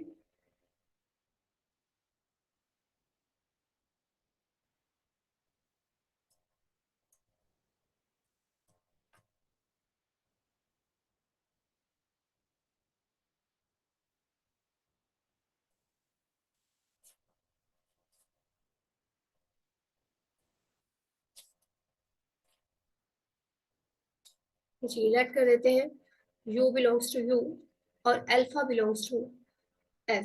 ठीक है, तो क्या आ जाएगा हमारे पास, कंसीडर करेंगे s ऑफ t अल्फा u को equals to, according to transformation हमारे पास s of t of u ये किसके इक्वल आ जाएगा, s of t of alpha u। ठीक है, उसके बाद t क्योंकि एक लीनियर ट्रांसफॉर्मेशन है, तो t ऑफ अल्फा u किसके इक्वल आ जाएगा आपके पास, ये अल्फा को बाहर निकाल देगा, और ये आ जाएगा t ऑफ u। उसके बाद अब ये जो वेक्टर है ये हमारे पास u का वेक्टर स्पेस v का वेक्टर होगा। ठीक है, और अल्फा से मल्टीप्लाई करने के बाद भी ये v का ही वेक्टर रहेगा, क्योंकि v एक वेक्टर स्पेस है, तो अंडर स्केलर मल्टीप्लिकेशन क्लोज होगी, तो ये हमारे पास v का वेक्टर आ गया। s जब v के वेक्टर पे अप्लाई होगा तो s भी एक लीनियर ट्रांसफॉर्मेशन है, तो ये भी क्या करेगा, स्केलर अल्फा को बाहर निकाल देगा, s वेक्टर पे अप्लाई हो जाएगा, t ऑफ u आ जाएगा। अब आप देखिए अकॉर्डिंग टू ट्रांसफॉर्मेशन ये क्या है हमारे पास, s of t of u, ये हमारे पास है alpha s of t of u। ठीक है, तो आप देखिए हमारी सेकंड कंडीशन जो थी वो भी पूरी हो चुकी है, s of t of alpha u ये इक्वल आ गया alpha s of t of u। तो हमारी दोनों कंडीशन जो है वो पूरी हो चुकी है, इसका मतलब ये जो कंपोजिशन है लीनियर ट्रांसफॉर्मेशन की, ये भी एक linear transformation. Question number 14. Let U and V be vector spaces over the same field F. Denote the set of all linear transformations from U into V by L of UV. Show that L of UV is a vector space over F with vector space operations as defined in example 33. यहाँ हमें vector spaces given है u और v over the same field f, और एक हमें set दे दिया गया है of all linear transformations from vector space u into v। हमें ये शो करना है कि ये जो सेट है ये भी एक वेक्टर स्पेस है ओवर f, और वेक्टर स्पेस प्रूव करने के लिए इस सेट के एलिमेंट्स के लिए एडिशन और स्केलर मल्टीप्लिकेशन किस तरह से डिफाइंड है इसे हम देख लेते हैं। जब भी हम इस सेट के कोई से दो आर्बिट्री एलिमेंट्स लेंगे जो कि बेसिकली हमारे पास क्या होंगे, लीनियर ट्रांसफॉर्मेशन होंगे from vector space u to v, ये ऐड किस तरह से होंगी, s plus t of u equal होगा s of u plus t of u, और स्केलर मल्टीप्लिकेशन किस तरह से होगी, a s of u equal होगा a into s of u for all a belongs to f and u belongs to u। अब इन दोनों operations को हम यूज करेंगे और चेक करेंगे कि ये जो सेट है क्या ये एक वेक्टर स्पेस है ओवर f। आपको पता है वेक्टर स्पेस चेक करने के लिए सबसे पहली कंडीशन हम क्या चेक करेंगे कि हमारा ये जो सेट है of all linear transformation from vector space u to v ये क्या हो, अंडर एडिशन एक अबिलियन ग्रुप हो। अब अबिलियन ग्रुप बनाने के लिए सबसे पहली प्रॉपर्टी हम चेक करेंगे क्लोजर लॉ होल्ड करे इसमें अंडर एडिशन। उसके लिए हम क्या देखेंगे कि जब भी हम इस सेट के कोई से भी दो आर्बिट्री एलिमेंट्स लेते हैं, ठीक है, उनका जो सम है वो भी हमेशा इस सेट के अंदर मौजूद होना चाहिए, एल ऑफ यू भी। ये जो सम है एस प्लस टी, जब भी कोई से दो आर्बिट्री एलिमेंट्स लेंगे सेट के, उनका जो सम है वो हमेशा सेट का एक एलिमेंट होना चाहिए, तो हमारा जो सेट है वो अंडर एडिशन क्या हो जाएगा, क्लोज हो जाएगा। अब ये जो सम है एस प्लस टी, ये सेट का एलिमेंट कब बनेगा, जब ये भी एक लीनियर ट्रांसफॉर्मेशन होगा फ्रॉम यू टू वी, क्योंकि इस सेट के अंदर हमारे पास तमाम लीनियर ट्रांसफॉर्मेशन पड़ेंगे from vector space U to V. अगर हम ये शो कर देते हैं कि एस प्लस टी भी एक लीनियर ट्रांसफॉर्मेशन है from vector space U to V, तो ये इस सेट का एक एलिमेंट बन जाएगा, और उस सूरत में हमारा सेट जो है वो अंडर एडिशन क्या हो जाएगा, क्लोज हो जाएगा। अब आपको पता है कि अगर हमारे पास कोई भी ट्रांसफॉर्मेशन हो T from U to V, from vector space U to V, और हम देखना चाहें क्या ये ट्रांसफॉर्मेशन लीनियर है, तो हम क्या कंडीशन चेक करते हैं। फर्स्ट कंडीशन हम ये देखते हैं कि T of U one plus U two equal होना चाहिए T of U one plus T of U two. ठीक है, और सेकंड कंडीशन हम क्या चेक करते हैं, और for all U one U two belongs to U. अब सेकंड कंडीशन हमारी क्या है, टी ऑफ अल्फा यू ये इक्वल होना चाहिए alpha into T of U for all alpha belongs to F and U belongs to U. अगर ये दोनों कंडीशन पूरी हो जाती है तो फिर टी क्या हो जाती है, एक लीनियर ट्रांसफॉर्मेशन हो जाती है। या फिर इन दोनों कंडीशंस को कंबाइन करके हम वन स्टेप पे भी यूज कर सकते हैं। फिर हम क्या चेक करते हैं, T of alpha U one plus beta U two equal होना चाहिए alpha T of U one plus beta of T of U two for all alpha beta belongs to F and U one U two belongs to U. ठीक है, तो अब हम यहाँ क्या करेंगे, ये वाली जो है वो कंडीशन चेक कर लेंगे ताकि हमारा जो काम है वो जल्दी हो जाए। इसके थ्रू तो ऑलरेडी हम चेक कर चुके हैं, अब हम इसे यूज करेंगे। ठीक है, चलिए अब हमें देखना है कि एस प्लस टी एक लीनियर ट्रांसफॉर्मेशन है, तो क्या करेंगे, आर्बिट्ररी स्केलर्स ले लेंगे alpha alpha beta from field, और वेक्टर स्पेस यू से हम क्या ले लेंगे, आर्बिट्ररी वेक्टर्स ले लेंगे यू वन यू टू। हमारे पास क्या आ जाएगा, अल्फा बीटा हमने फील्ड से ले लिए और यू वन यू टू हमने वेक्टर स्पेस यू से ले लिए। अब हमें चेक करना है एस प्लस टी ये क्या लीनियर है, तो हम क्या करेंगे, इसे अप्लाई करेंगे alpha U one plus beta U2, इस पे अप्लाई करेंगे और चेक कर लेंगे। अब देखिए आपके पास क्या आएगा, अकॉर्डिंग टू गिवन ऑपरेशंस, ये किस तरह से अप्लाई होगा, S of alpha U1 plus beta U2 आ जाएगा, plus T of alpha U1 plus beta U2 आ जाएगा। अब आप देख सकते हैं कि हमें पता है कि एस भी एक लीनियर ट्रांसफॉर्मेशन है और टी भी एक लीनियर ट्रांसफॉर्मेशन है, तो लीनियर ट्रांसफॉर्मेशन है तो फिर यहाँ पे अप्लाई हो जाएगी, ये क्या करेगी, अल्फा को बाहर निकाल देगी, एस ऑफ U1 आ जाएगा, प्लस बीटा को बाहर निकाल देगी और वेक्टर U2 पे अप्लाई हो जाएगी, एस ऑफ U2 आ जाएगा। सिमिलरली यहाँ पे भी टी भी एक लीनियर ट्रांसफॉर्मेशन है, ये अल्फा को बाहर निकालेगा और वेक्टर U1 पे अप्लाई हो जाएगा, प्लस बीटा, ये जो बीटा इसे बाहर निकाल देगा स्केलर को और U2 वेक्टर पे अप्लाई हो जाएगा, तो बीटा ऑफ U2 आ गया। अब आप क्या कर सकते हैं, देखिए यहाँ पे जो अल्फा वाले हैं उन्हें कंबाइन कर ले और बीटा वालों को कंबाइन कर ले, आपके पास क्या आ जाएगा, alpha S of U1 plus alpha T of U1, फिर आपके पास जो बीटा वाले हैं उन्हें सेपरेट कर ले, हमारे पास आ जाएगा beta S of U2 plus beta T of U2। ठीक है, इनमें से हमारे पास अल्फा कॉमन आ रहा है, ये क्या आ जाएगा, alpha S of U1 plus यहाँ पे आ जाएगा टी ऑफ U1, यहाँ से बीटा कॉमन आ जाएगा, ये क्या आ जाएगा, S of U2 plus T of U2। ठीक है, अब इसे हम क्या लिख सकते हैं, ये हमारे पास आ जाएगा alpha S plus T of U1 plus beta, इसे हम क्या लिख सकते हैं, अकॉर्डिंग टू गिवन ऑपरेशंस, इसे हम लिख सकते हैं S plus T of U2। तो आप देखिए हमने प्रूव कर दिया कि अगर एस और टी कोई भी आर्बिट्री लीनियर ट्रांसफॉर्मेशन हो तो जो उनका सम होगा एस प्लस टी, ये भी हमेशा एक लीनियर ट्रांसफॉर्मेशन होगा। तो एस प्लस टी इसका मतलब है सेट का एलिमेंट बन गया और हमारा सेट क्या हो गया, अंडर एडिशन क्लोज हो गया। अब नेक्स्ट हम चेक करेंगे कि सेट के अंदर अंडर एडिशन क्या हो, एसोसिएटिव लॉ होल्ड करे, तो उसके लिए क्या करेंगे, इस सेट के कोई से तीन आर्बिट्री एलिमेंट्स ले लेंगे जो कि हमारे पास लीनियर ट्रांसफॉर्मेशन होगी from vector space U to V, तो चेक करेंगे कि अंडर एडिशन इसमें एसोसिएटिव लॉ होल्ड करता है।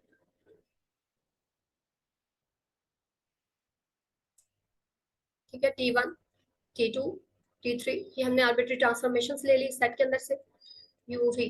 हमें देखना है क्या T1 plus T2 plus T3 equal है T1 plus T2 plus T3। अगर ऐसा होगा तो फिर अंडर एडिशन इसमें एसोसिएटिव लॉ भी होल्ड करेगा।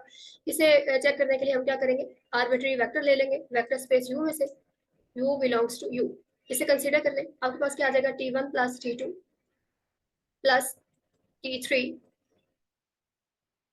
ऑफ U इक्वल्स टू, अब आप देखिए अकॉर्डिंग टू गिवन ऑपरेशन ये किस तरह से अप्लाई होगा सम पे, कि ये दोनों वेक्टर्स के साथ अप्लाई हो जाएगा, ये आपके पास आ जाएगा T1 plus T2 of U।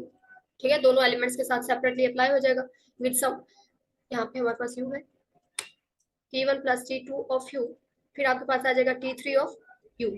अब आप देखिए यहाँ पे भी सम है, तो जब सम पे अप्लाई करेंगे तो आपके पास ये दोनों के साथ सेपरेट अप्लाई हो जाएगा with sum, T of U आ जाएगा, T1 ऑफ U, ये T1 है, T1 of U plus T2 of U। ठीक है, प्लस हमारे पास क्या आ जाएगा, T3 of U as it is. अब आप देखें कि ये जो हमारे पास वेक्टर्स हैं T1 of you, T2 of U और T3 ऑफ यू, ये जो वेक्टर्स हैं ये वेक्टर स्पेस V के वेक्टर्स हैं, क्योंकि हमारे पास ये जितनी भी ट्रांसफॉर्मेशन है ये तमाम ट्रांसफॉर्मेशन U से V पे है। तो जब भी हम वेक्टर स्पेस U के एलिमेंट पे ट्रांसफॉर्मेशन को अप्लाई करेंगे तो जो वेक्टर हमें मिलेगा वो किसका वेक्टर होगा, वो वेक्टर स्पेस V का एलिमेंट होगा। ठीक है, तो ये जो T1 ऑफ यू ये भी वेक्टर स्पेस, ये जो वेक्टर है ये वेक्टर स्पेस V का एलिमेंट है और इसी तरह ये भी और ये भी। तो आपको पता है अगर वेक्टर स्पेस है V तो इसके अंदर हमारे पास under addition associative law hold करता है, तो यहाँ पे हम एसोसिएटिव लॉ को अप्लाई करेंगे, आपके पास क्या आ जाएगा, T1 ऑफ यू प्लस, पहले ये दोनों एसोसिएट थे, अब एसोसिएटिव लॉ को अप्लाई करते हुए हम इन्हें कंबाइन कर सकते हैं, हमारे पास आ जाएगा T2 of U plus T3 of U. ठीक हो गया, इस अगेन हम किस तरह से लिख सकते हैं, इस हम लिख सकते हैं T1 plus T2 plus T3, ठीक है, ऑफ यू, ये लिख लिया।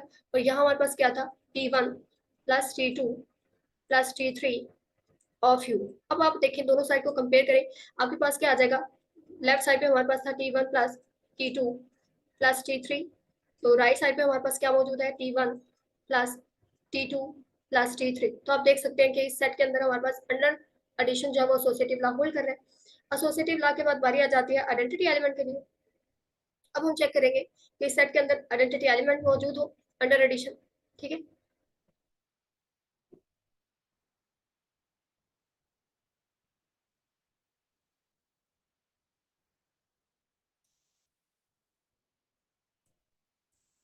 आइडेंटिटी एलिमेंट के लिए हम क्या कर लेते हैं, हम क्लेम कर लेते हैं कि ये जो ट्रांसफॉर्मेशन है zero transformation from U to V, ये जो है ये सेट की एडिटिव आइडेंटिटी है। अब ये प्रूव करने के लिए कि इस सेट की एडिटिव आइडेंटिटी है, पहले तो हमें ये प्रूव करना पड़ेगा कि ये जो ट्रांसफॉर्मेशन है इस सेट के अंदर मौजूद है, यानी इस सेट का एक एलिमेंट है। जब हम ये प्रूव कर देंगे कि ये सेट का एलिमेंट है, उसके बाद हम चेक करेंगे क्या ये सेट की एडिटिव आइडेंटिटी है। अब ये सेट का एलिमेंट कब बनेगी, जब ये भी एक लीनियर ट्रांसफॉर्मेशन होगी from vector space U to V।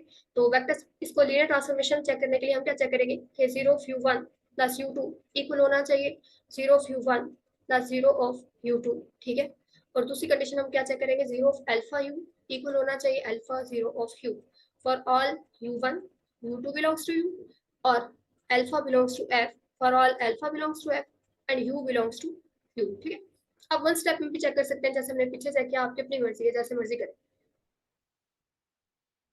चलिए जी, कंसिडर करें, हमारे पास लेफ्ट साइड को कंसीडर कर लें, 0 ऑफ U1, यहाँ पे हम U1 U2 कहाँ से ले रहे हैं, वेक्टर स्पेस U से, U1 प्लस U2 आपके पास क्या आ जाएगा। इसको हम किस तरह से डिफाइन करेंगे कि हमने ये जो ट्रांसफॉर्मेशन ली है zero from vector space U to V, इस जीरो ट्रांसफॉर्मेशन को हम इस तरह से डिफाइन करें कि जब भी हम इसे किसी भी वेक्टर जो हमारी वेक्टर स्पेस U है इसके किसी वेक्टर पे अप्लाई करेंगे तो आपको क्या मिलेगा, ये जो वेक्टर स्पेस V है इसका जीरो वेक्टर मिलेगा। इसको हमने इस तरह से डिफाइन किया है। अब हम चेक करते हैं क्या ये एक लीनियर ट्रांसफॉर्मेशन है।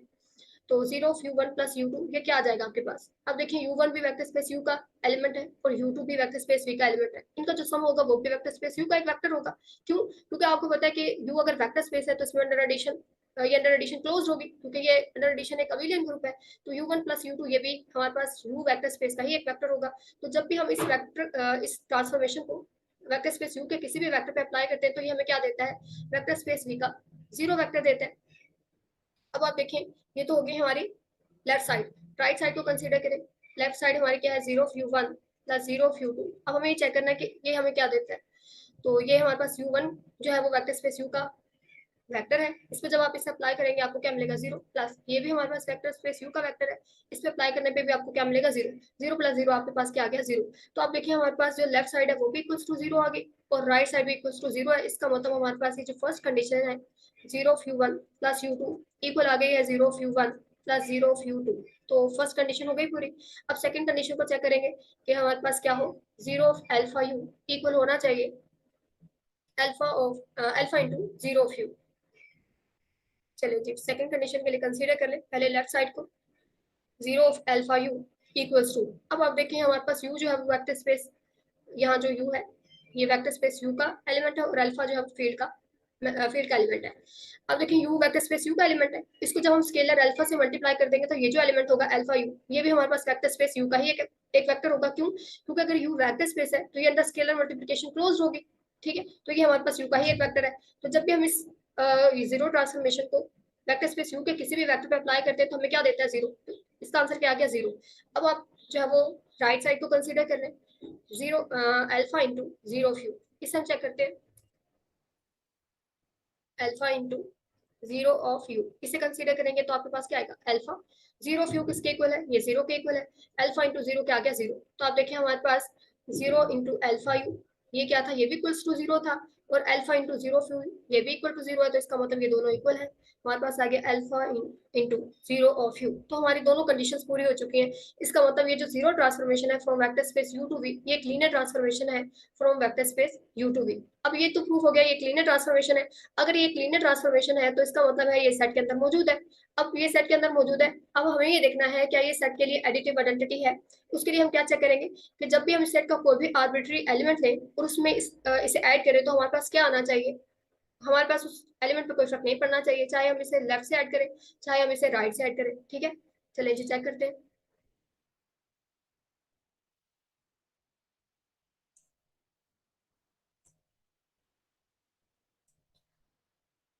आर्बिट्री एलिमेंट ले लेते हैं इस सेट का, जो कि हमारे पास क्या होगा, लीनियर ट्रांसफॉर्मेशन होगी from vector space U to V। अब हमें चेक करना है कि क्या 0 प्लस टी, ठीक है, हमने क्या चेक करना है कि 0 प्लस टी करें या तो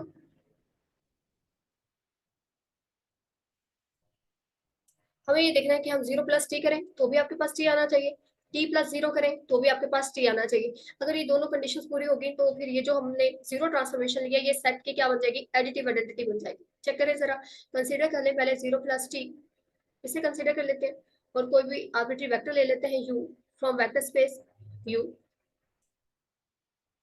हमारे पास क्या आ जाएगा, 0 plus T of u equals to according to given operations ये क्या आ जाएगा, zero of U plus T of U, और जीरो ऑफ यू हम ऑलरेडी डिफाइन कर चुके हैं, जीरो ऑफ यू किसके इक्वल आ जाएगा, जीरो के, plus T of U as it is. अब आप देखिए ये जो जीरो है ये वेक्टर स्पेस वी का जीरो वेक्टर है, और टी ऑफ यू भी वेक्टर स्पेस वी का एक वेक्टर है, तो ये उसकी ये जो हमारे पास है ये वेक्टर स्पेस वी की एडिटिव आइडेंटिटी है, तो ये उसके किसी भी वेक्टर में जब ऐड होगी तो उसमें कोई फर्क नहीं पड़ेगा, ये T of U as it is आ जाएगा। यहाँ पे क्या पड़ा हुआ है, यहाँ हमारे पास पड़ा है zero of T, zero plus T of U. अब आप कंपेयर करें, आपके पास क्या आ गया, zero plus T equals to T आ गया, यानी हमने इसे चेक कर लिया। अब आप इसे चेक करेंगे, बिल्कुल इसी तरह जब आप टी प्लस जीरो करेंगे तो आपके पास क्या आ जाएगा, T plus zero of U equals to, according to given operation ये आ जाएगा T of U plus zero of U, और ये T of U as it is, और जीरो ऑफ यू किसके इक्वल है, जीरो के इक्वल है, तो यहाँ से हमारे पास T of U plus zero क्या आ गया, टी ऑफ यू आ गया। अगेन आप कंपेयर करेंगे, आपके पास क्या है, T plus zero of U equals to T of U आया हमारे पास, तो ये आ गया T plus zero equals to T. इसका मतलब है ये जो हमारे पास जीरो ट्रांसफॉर्मेशन है फ्रॉम वेक्टर स्पेस जीरो, हमारे पास एक लीनियर ट्रांसफॉर्मेशन है from vector space U to V, ये सेट की क्या है, एडिटिव आइडेंटिटी है। अब जब एडिटिव आइडेंटिटी हमें मिल गई, यानी आइडेंटिटी एलिमेंट हमारे पास आ चुका है, तो अब हम क्या करेंगे, अब हम हर एलिमेंट को कॉरेस्पॉन्डिंग इनवर्स की बात करेंगे कि इस सेट के अंदर हर एलिमेंट के कॉरेस्पॉन्डिंग हमें क्या मिले, एडिटिव इनवर्स मिले। ठीक है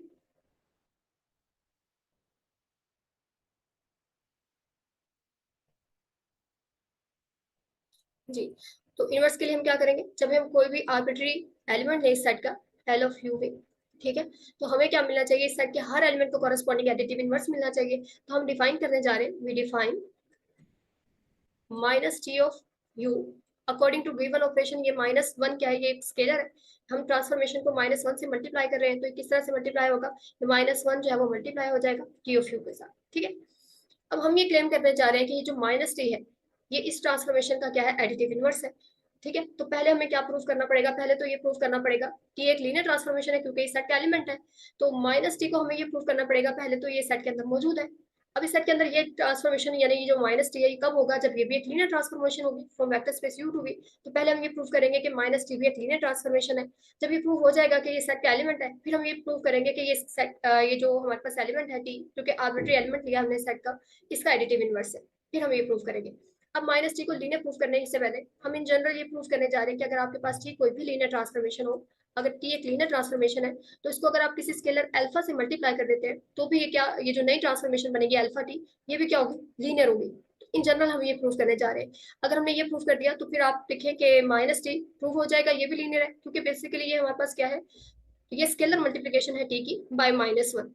तो फिर अगर टी लीनियर है तो फिर माइनस टी भी लीनियर हो जाएगा। ठीक है, अब आप देखिए किस तरह से हम प्रूव करेंगे। टी लीनियर है, ये हमने सपोज कर लिया, हमें अल्फा टी को चेक करना है कि फिर अल्फा टी भी लीनियर हो। तो आपको पता है कि अगर लीनियर चेक करना है तो हम क्या करेंगे, आर्बिट्री स्केलर्स ले लेंगे फिर से, a1 a2 belongs to f, और आर्बिट्री वेक्टर्स ले लेंगे from vector space u, u1 u2 belongs to u। ठीक है, ये ट्रांसफॉर्मेशन जो टी है हमारी from vector space u to v है। अब हमने आर्बिट्री स्केलर्स ले लिए और वेक्टर्स ले लिए फ्रॉम वेक्टर स्पेस u। अब आप अप्लाई करें इसे अल्फा टी को, a1 u1 plus a2 u2 apply करेंगे, आपके पास क्या आ जाएगा, अकॉर्डिंग टू गिवन ऑपरेशंस ये हमारे पास आ जाएगा alpha T of a1 u1 plus a2 u2। अब आपको पता है टी एक लीनियर ट्रांसफॉर्मेशन है, तो ये लीनियर ट्रांसफॉर्मेशन होने की वजह से यहाँ आपके पास क्या आ जाएगा, ये अप्लाई होगा तो स्केलर को बाहर निकाल देगा, वेक्टर पे अप्लाई हो जाएगा, टी ऑफ u1 आ जाएगा, प्लस स्केलर को बाहर निकालेगा a2, और ये जो वेक्टर है इस पे टी अप्लाई हो जाएगा, टी ऑफ u2। अब आप देखिए इस स्केलर को हम क्या कर सकते हैं, अल्फा को अंदर मल्टीप्लाई कर सकते हैं, अल्फा को अंदर मल्टीप्लाई कर दें,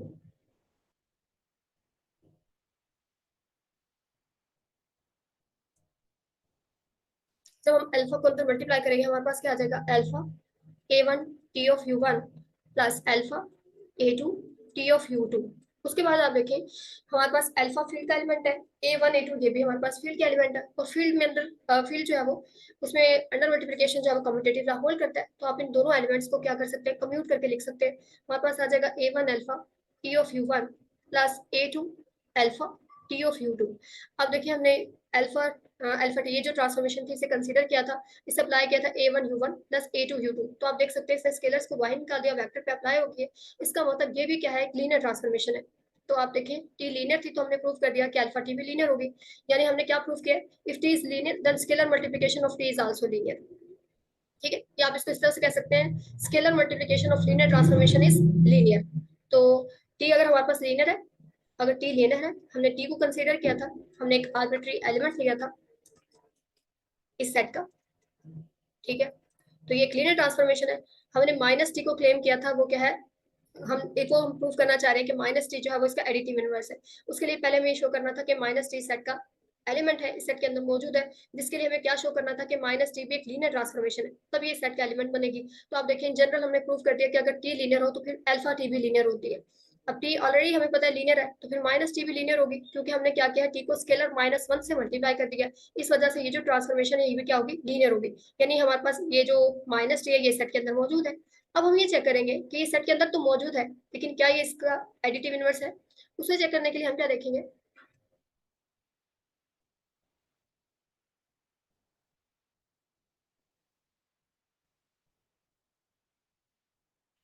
हम ये देखेंगे कि जब हम इसे टी में ऐड करते हैं, चाहे हम राइट से ऐड करें या हम इसको लेफ्ट से ऐड करें, माइनस टी प्लस टी, आपके पास क्या आना चाहिए, इस सेट की एडिटिव आइडेंटिटी आनी चाहिए।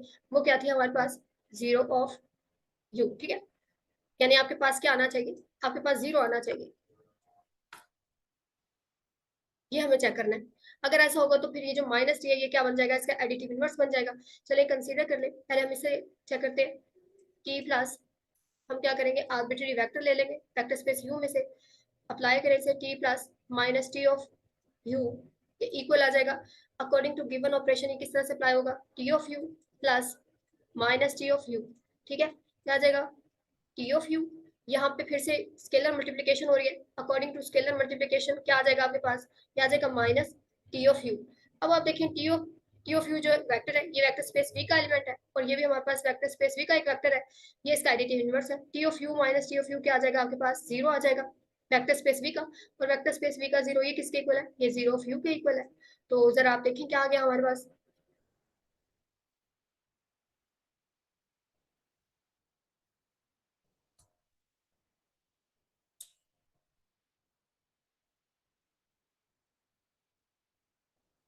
जी हमारे पास आ गया T plus minus T of U equals to zero of U, और यहाँ से अगर हम कंपेयर करें तो हमारे पास क्या आ गया, T plus minus T equal to zero. तो अब हमने इसे कंसीडर किया था, अब नेक्स्ट हम किसे कंसीडर करेंगे, माइनस टी प्लस टी, और ये भी क्या आना चाहिए, इक्वल टू जीरो होना चाहिए। फिर ये जो माइनस टी है इसका क्या बन जाएगा, एडिटिव इनवर्स बन जाएगा, ठीक। बिल्कुल इसी तरह करेंगे जैसे अभी हमने किया।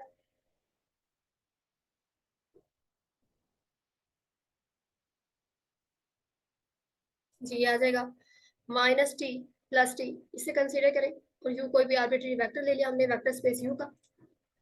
इस पे जब हम इसे अप्लाई करेंगे, आपके पास क्या आ जाएगा, अकॉर्डिंग टू गिवन ऑपरेशंस क्या आ जाएगा, minus T of U plus T of you. यहाँ पे स्केलर मल्टीप्लिकेशन हो रही है, स्केलर मल्टीप्लिकेशन किस तरह से डिफाइंड है, ये जो माइनस है ये मल्टीप्लाई हो जाएगा टी ऑफ यू के साथ, प्लस हमारे पास क्या आ जाएगा, टी ऑफ यू आ जाएगा। तो अब देखेंगे हमारे पास माइनस टी ऑफ यू, ये वेक्टर है वेक्टर स्पेस वी का, और ये भी वेक्टर स्पेस वी का वेक्टर है, ये इसका क्या है, एडिटिव इनवर्स है। तो दोनों ऐड होकर हमारे पास क्या आ जाएगा, वेक्टर स्पेस वी का जीरो, तो ये किसके इक्वल है, ये जीरो ऑफ यू के इक्वल है। यहाँ क्या पड़ा था, minus T plus T of U, compare करेंगे आपके पास क्या आ जाएगा, minus T plus T equals to zero. तो आप देखें कि हमने minus T plus minus T किया, ये भी क्या आ गया, equals to zero, minus T plus T किया, ये भी इक्वल्स टू जीरो आ गया। इसका मतलब ये जो माइनस टी है ये टी का क्या है, एडिटिव इनवर्स है। और टी क्योंकि आर्बिट्री एलिमेंट लिया था, इसका मतलब जब भी आप कोई भी एलिमेंट उठाएंगे इस सेट का, उसके कॉरेस्पॉन्डिंग आपको एडिटिव इनवर्स हमेशा इस सेट के अंदर मिल जाएगा। टी का माइनस टी जो है वो क्या होगा, एडिटिव इनवर्स होगा। यानी हमारी जो प्रूफ की कंडीशन थी वो पूरी हो चुकी है। ये जो सेट है एल ऑफ यू वी, ये हमारे पास set of all linear transformation from vector space U to V, ये क्या बन गया है, अंडर एडिशन एक ग्रुप बन गया। अब जब ये ग्रुप बन गया हम ये चेक करेंगे क्या ये एक अबिलियन ग्रुप है। उसके लिए हम देखेंगे क्या इस सेट के अंदर अंडर एडिशन जो है वो कम्यूटेटिव लॉ होल्ड करता है, ठीक है। अब हमें कम्यूटेटिव लॉ चेक करना है। आर्बिट्री एलिमेंट्स ले लेंगे सेट के, S T belongs to L of U V, ठीक है। हम चेक करेंगे कि s प्लस टी किसके इक्वल होना चाहिए, t प्लस s के इक्वल होना चाहिए। अगर ऐसा होगा तो इस सेट के अंदर अंडर एडिशन क्या हो जाएगा, closure law hold commutative law hold कर जाएगा, और ये जो ग्रुप है हमारे पास l of u v under addition ये एक अबिलियन ग्रुप बन जाएगा। कंसीडर करें, आर्बिट्री वेक्टर ले ले वेक्टर स्पेस u का, u बिलोंग्स टू u, ठीक है। अप्लाई करें इसको इस पे, s plus T of u, according to given operation हमारे पास क्या आ जाएगा, s of u plus T of U आ जाएगा। अब आपको पता है कि एस ऑफ यू भी वेक्टर स्पेस वी का एक वेक्टर है और टी ऑफ यू भी वेक्टर स्पेस वी का एक वेक्टर है। अब वी क्योंकि वेक्टर स्पेस है तो उसमें under addition commutative law hold करता है, तो आप इनको कम्यूट करके लिख सकते हैं। T of U plus S of U आ जाएगा हमारे पास। इसे हम किस तरह से लिख सकते हैं, T plus S of U according to given operation. यहाँ क्या पड़ा हुआ था, S plus T of U. Compare करें आपके पास क्या आ गया, S plus T equals to T plus S. इसका मतलब इस सेट के अंदर अंडर एडिशन कम्यूटेटिव लॉ भी होल्ड करता है। सो हमारा ये जो सेट है, set of all linear transformation from vector space U to V, ये अंडर एडिशन क्या बन गया, एक अबिलियन ग्रुप बन चुका है। यानी हमारी फर्स्ट कंडीशन वेक्टर स्पेस के लिए जो है वो पूरी हो चुकी है। अब नेक्स्ट कंडीशन की तरफ आते हैं। नेक्स्ट हमारी कंडीशन क्या थी कि जो फैक्टर जो सेट हमें गिवन है वो क्या हो, अंडर स्केलर मल्टीप्लिकेशन क्लोज्ड हो, और वो हम ऑलरेडी चेक कर चुके हैं। अब देखिए हमने चेक किया था कि अगर हमारे पास टी कोई भी आर्बिट्री लीनियर ट्रांसफॉर्मेशन हो, तो अगर हम उसको किसी स्केलर से मल्टीप्लाई कर देते हैं तो जो अल्फा टी ट्रांसफॉर्मेशन होती है वो भी एक लीनियर ट्रांसफॉर्मेशन होती है। ये हम ऑलरेडी प्रूव कर चुके हैं। जो सेकंड कंडीशन थी हमारी वेक्टर स्पेस के लिए कि हमारे पास अल्फा टी ये सेट के अंदर मौजूद होने चाहिए, set of linear transformation from vector space U to V. T कोई भी हमारे पास आर्बिट्री, ठीक है, for all alpha belongs to F और T belongs to L of U V. यानी हमने चेक करना था कि जो हमारा सेट है ये क्या हो, अंडर स्केलर मल्टीप्लिकेशन क्लोज्ड हो। तो हम ऑलरेडी चेक कर चुके हैं, जब भी आप इस सेट का कोई भी आर्बिट्री एलिमेंट लेंगे टी, उसको किसी स्केलर अल्फा से मल्टीप्लाई करेंगे तो ये जो नई ट्रांसफॉर्मेशन बनेगी अल्फा टी, ये भी एक लीनियर ट्रांसफॉर्मेशन होगी। यानी ये हमेशा इस सेट का एक एलिमेंट होगी। तो ये सेट हमेशा क्या होगा, अंडर स्केलर मल्टीप्लिकेशन क्लोज होगा। तो इसे हम चेक कर चुके हैं। अब नेक्स्ट प्रॉपर्टी हम देखते हैं। नेक्स्ट प्रॉपर्टी हमारी क्या है कि for all alpha belongs to F and T1, T2 belongs to set of all linear transformation from vector space U to V। आपके पास क्या होना चाहिए, alpha T1 alpha into T1 plus T2, ये इक्वल होना चाहिए alpha of T1 plus alpha of T2। Sorry, यहाँ पे अल्फा इंटू T1 है,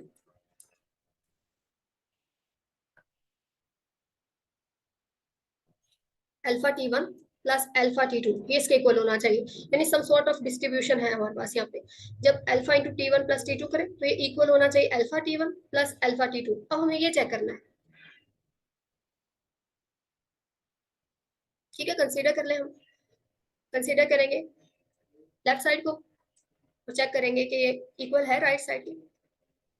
चलें जी, कंसीडर कर लें। For all alpha belongs to F, T1 T2 belongs to set of our linear transformation from vector space U to V। Consider कर लेते हैं alpha into T1 plus T2, T1 plus T2।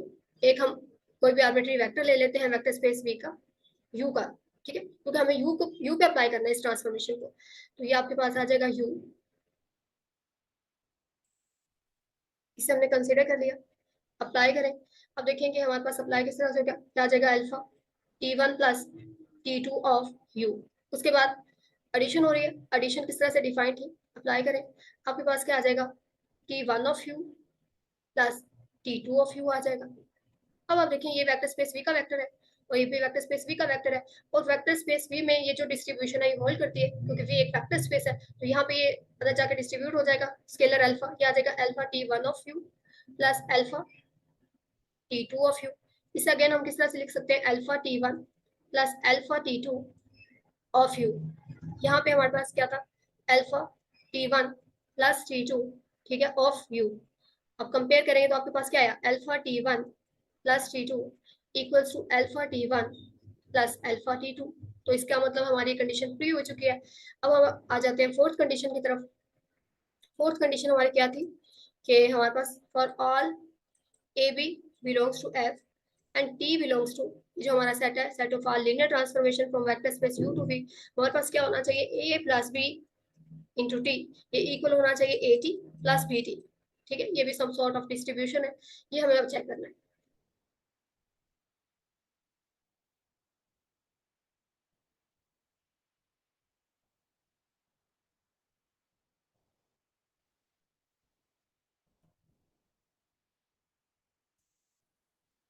जी हमारे पास क्या आ जाएगा, आर्बिट्री स्केलर्स ले लिया हमने फील्ड से, और आर्बिट्री एलिमेंट ले लिया इस सेट का L of U we.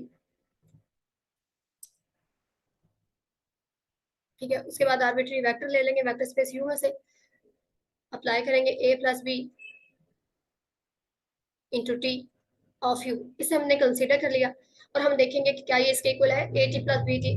Consider कर लिया, इसे अप्लाई कर दे, आपके पास क्या आ जाएगा ए प्लस बी और टी ऑफ यू आ जाएगा हमारे पास।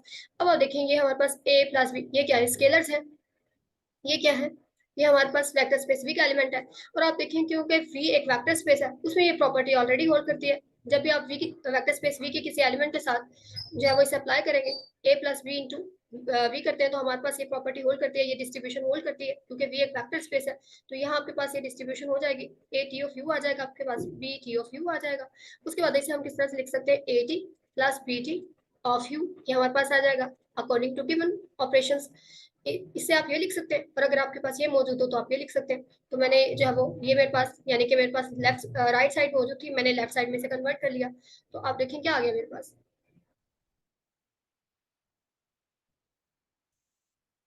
मैंने कंसीडर किया था A plus B T of U, इससे कंसीडर किया था और मेरे पास ये इक्वल आ गया A T plus B T of U. Compare करेंगे तो हमारे पास आ गया ए प्लस बी और into T equals to A T plus B T, यानी हमारी जो फोर्थ कंडीशन है वो भी पूरी हो चुकी है। अब हमारी सिर्फ लास्ट कंडीशन रह गई है, और वो लास्ट कंडीशन क्या है कि जब भी हम फील्ड की मल्टीप्लिकेटिव आइडेंटिटी ले, वन ले फील्ड से, उसको हम इस सेट के किसी एलिमेंट से मल्टीप्लाई करें, तो आपके पास क्या आना चाहिए, वो एलिमेंट एज इट इज आना चाहिए। यानी अब हम चेक करेंगे जो फिफ्थ प्रॉपर्टी है कि अगर मैं मल्टीप्लिकेटिव आइडेंटिटी लूँ फील्ड की, इसको मल्टीप्लाई करूँ सेट के किसी भी आर्बिट्री एलिमेंट से टी से, तो आपके पास क्या आना चाहिए, ये टी आना चाहिए। कंसीडर कर लेते हैं इसे, वन हम ले लेते हैं फील्ड से, कोई भी आर्बिट्री एलिमेंट ले लिया हमने सेट का यू वी,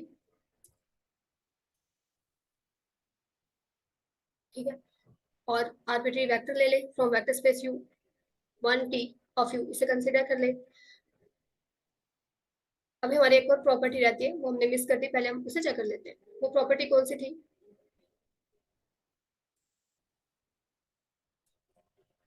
जी, ये हमारी लास्ट प्रॉपर्टी है। इससे पहले हमारी एक और प्रॉपर्टी रह गई है, वो क्या थी, वो है कि अगर हम for all A B belongs to F और टी बिलोंग्स टू, ये जो हमारा सेट है, set of all linear transformation from vector space U to V, जिसे हम वेक्टर स्पेस चेक करना चाह रहे हैं, इसके लिए हमारे पास ये प्रॉपर्टी होल्ड करें। वो प्रॉपर्टी क्या है आपके पास, A B of A B into T equal होना चाहिए ए इंटू बी टी। तो ये हमारी प्रॉपर्टी रहेगी, ठीक है। अब इसे हम चेक कर लेते हैं, कंसीडर कर लेते हैं, आर्बिट्री स्केलर ले लेते हैं हम फील्ड से, आर्बिट्री एलिमेंट ले लिया हमने सेट का, और कोई भी हम वेक्टर ले लेते हैं आर्बिट्री, इसे अप्लाई करने के लिए आर्बिट्री वेक्टर ले लिया हमने फ्रॉम वेक्टर स्पेस यू। चलें जी, इसे कंसीडर कर लें, A B T of U, इसे अप्लाई करेंगे और चेक करेंगे क्या ये इसके इक्वल है। तो अकॉर्डिंग टू गिवन ऑपरेशंस हमारे पास क्या आ जाएगा, A B T of U आ जाएगा, ठीक है। उसके बाद आप देखें कि हमारे पास ये जो टी ऑफ यू है, ये वेक्टर स्पेस वी का वेक्टर है। तो वेक्टर स्पेस में ये प्रॉपर्टी ऑलरेडी होल्ड करती है वेक्टर स्पेस वी के अंदर। तो ये आपके पास क्या आ जाएगा, ये जो ए बी इंटू टी है, ये आपके पास क्या आ जाएगा, A into B T of U आ जाएगा। इसे हम क्या लिख सकते हैं, इसे हम लिख सकते हैं ए बी टी, ठीक है, ये हमारे पास यू आ जाएगा। अगेन इसे हम किस तरह से लिख सकते हैं, A into B T of U, ये आ गया। यहाँ पे हमारे पास क्या पड़ा था, A B T of U, ठीक है। अब दोनों साइड को कंपेयर करें, आपके पास क्या आ गया, A B into T equals to A into B T. तो अब देखिए हमारी जो प्रॉपर्टी है वो पूरी हो चुकी है। यानी अगर आप रिकॉल नोट करें तो यहाँ वेक्टर स्पेस वी की प्रॉपर्टीज को यूज कर रहे हैं, क्योंकि उसमें वेक्टर स्पेस वी का यहाँ पे हमारे पास जो एलिमेंट्स आ रहे हैं वो वेक्टर स्पेस वी के आ रहे हैं, और वेक्टर वी क्योंकि ऑलरेडी एक वेक्टर स्पेस है, उसमें ये प्रॉपर्टीज होल्ड करती हैं, तो इस वजह से यहाँ पे हमारे पास ये इजिली वेरीफाई हो रही है, ठीक है। अब हम अपनी लास्ट प्रॉपर्टी चेक करते हैं, जिसे हमने पहले डिस्कस कर लिया था, कि हम देखेंगे कि अगर फील्ड का मैं मल्टीप्लिकेटिव आइडेंटिटी लूँ वन, उसे हम इस सेट के किसी भी एलिमेंट के साथ मल्टीप्लाई करें, तो उस एलिमेंट पे कोई फर्क नहीं पड़ना चाहिए, ये हमें चेक करना है।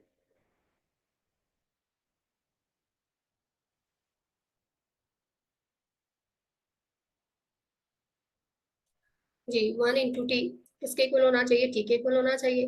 One belongs to F and T belongs to, for all T belongs to set of our linear transformation from vector space U to V. चलें जी, चेक कंसीडर कर लें, इसको चेक करने के लिए आर्बिट्री वेक्टर ले लेंगे फ्रॉम वेक्टर स्पेस यू, और हमने वन ले लिया फील्ड से और आर्बिट्री एलिमेंट ले लिया इस सेट का। One into T of U, इसे कंसीडर कर ले, हमारे पास क्या आ जाएगा according to given transformation, according to given operation क्या आ जाएगा, one into T of U आ जाएगा आपके पास।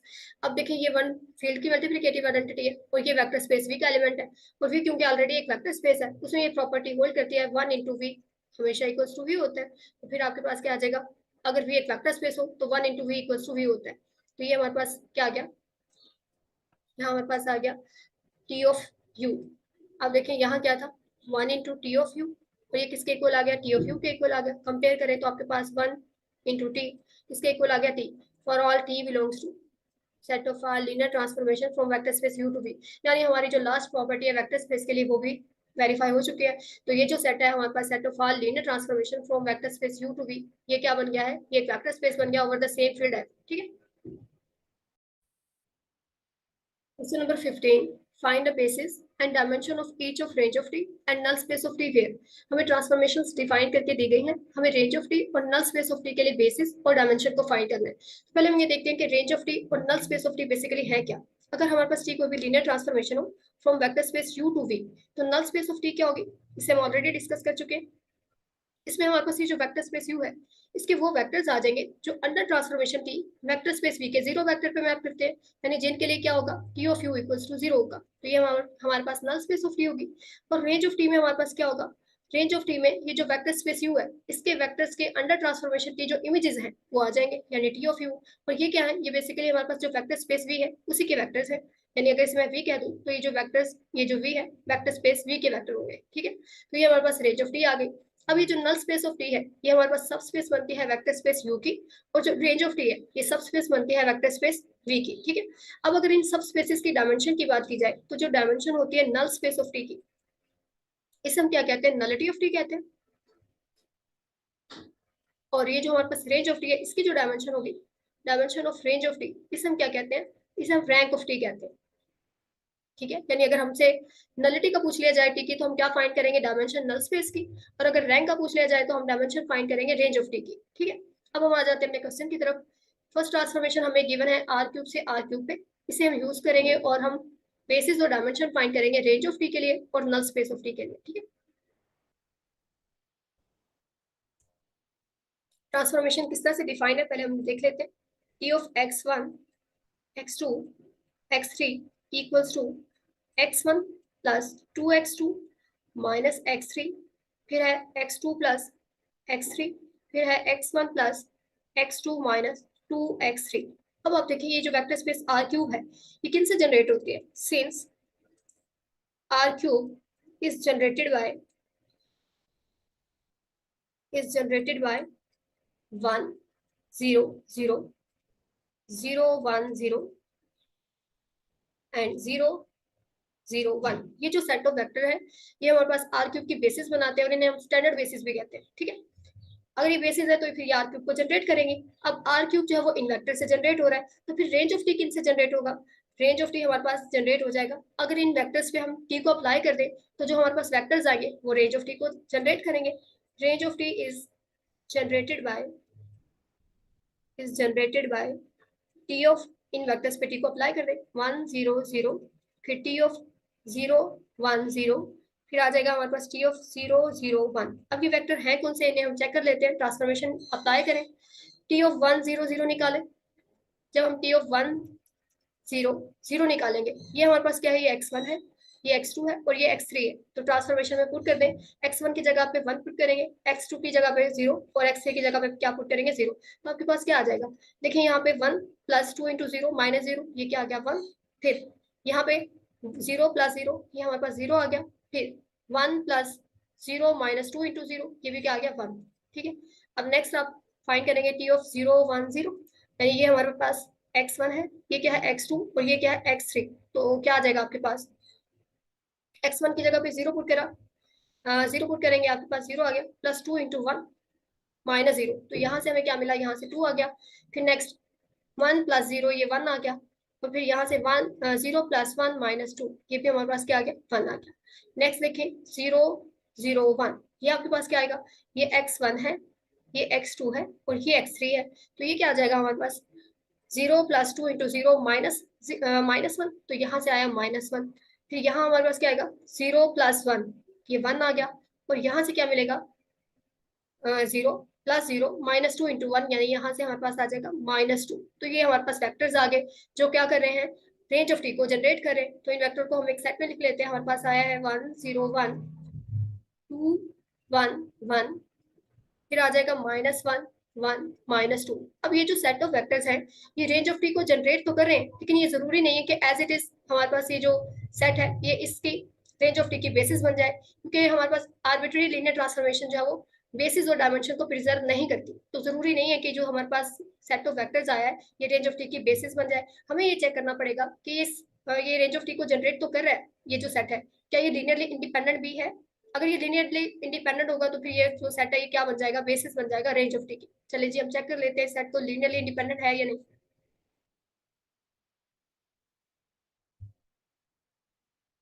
अब ये जो सेट है ये हमारे पास लीनियरली इंडिपेंडेंट नहीं है। अगर आप लीनियर कॉम्बिनेशन इन वेक्टर्स का लेके इक्वल्स टू 0 रखेंगे तो कम से कम आपको एक स्केलर ऐसा जरूर मिल जाएगा जो कि नॉन जीरो होगा। तो इस वजह से ये जो वेक्टर्स हैं ये क्या होंगे, लीनियरली डिपेंडेंट होंगे। दूसरी बात आप इस यहाँ से ये भी देख सकते हैं कि इसका ये जो वेक्टर है ये बाकी वेक्टर्स के यानी इन दोनों वेक्टर्स के लीनियर कॉम्बिनेशन में लिखा जा सकता है। तो अगर हमारे पास कोई सेट हो, सेट ऑफ वेक्टर हो, उसमें हमें एक भी वेक्टर ऐसा मिल जाए जो बाकी वेक्टर्स के लीनियर कॉम्बिनेशन में लिखा जा सकता हो, तो ऐसा set of vector linearly dependent होता है।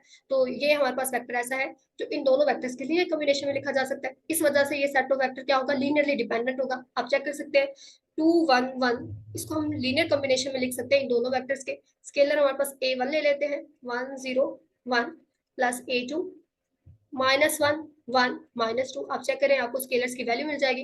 और ये जो स्केलर है ये हम फील्ड से लेंगे, और फील्ड हमारे पास यहाँ पे क्या होगी, set of real number. Check करें जरा क्या वैल्यू आती है इनकी। हमारे पास आ जाएगा 2 1 1 इक्वल्स टू, अंदर मल्टीप्लाई हो जाएगा a1 0 a1, यहाँ से आ जाएगा -a2 a2 -2 a2। ठीक है, ये दोनों ऐड हो रहे हैं, ऐड करेंगे तो आपके पास आएगा a1 -a2, फिर 0 + a2, ये a2 आ जाएगा, फिर a1 -2 a2, और यहाँ क्या पड़ा हुआ है 2 1 1। ठीक है, अब आप देखिए दोनों r³ के वेक्टर्स हैं, इक्वल है, कंपेयर करेंगे तीन इक्वेशंस बन जाएंगी। फर्स्ट कंपोनेंट फर्स्ट के इक्वल, हमारे पास क्या आएगा,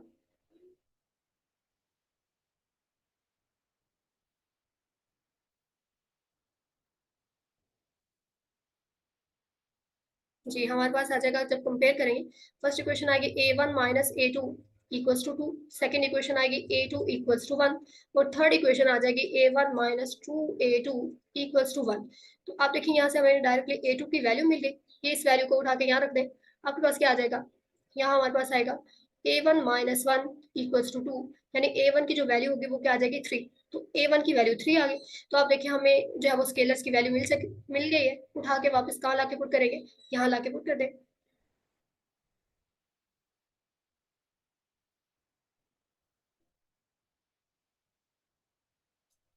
तो हमारे पास आ जाएगा a1 की वैल्यू आई है 3, 3 इंटू 1 0 1, प्लस a2 की वैल्यू क्या आई है हमारे पास 1 -1 1 -2, यहाँ क्या था 2 1 1। अब आप देखेंगे ये जो वेक्टर था इस सेट में, ये जो वेक्टर था हमने ये इन दोनों वेक्टर्स के लीनियर कॉम्बिनेशन में लिखा जा सकता है।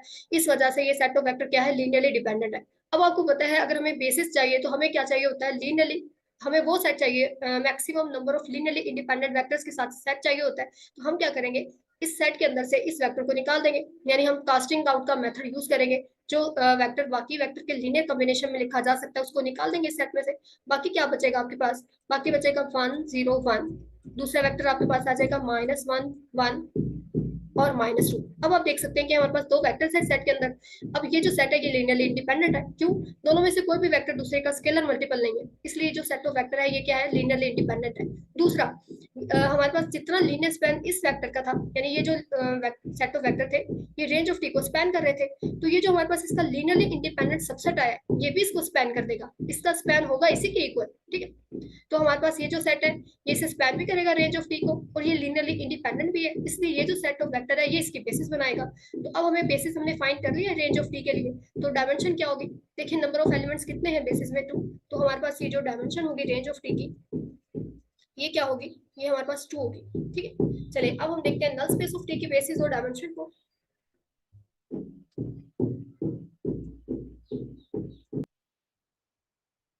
जी नल स्पेस ऑफ टी की बेसिस फाइंड करने के लिए हम क्या करते हैं, कंसीडर कर लेते हैं x1 x2 x3 ये हमारे पास नल स्पेस ऑफ टी का एलिमेंट है, ठीक है। अगर ये नल स्पेस ऑफ टी में बिलोंग करता है तो इसका मतलब ये होगा कि जब आप इस वेक्टर पे ट्रांसफॉर्मेशन को अप्लाई करेंगे x1 x2 x3 तो आपके पास क्या आ जाएगा, ये जो हमारे वेक्टर स्पेस आर क्यूब है इसका जीरो वेक्टर आ जाएगा, वो क्या होगा 0 0 0।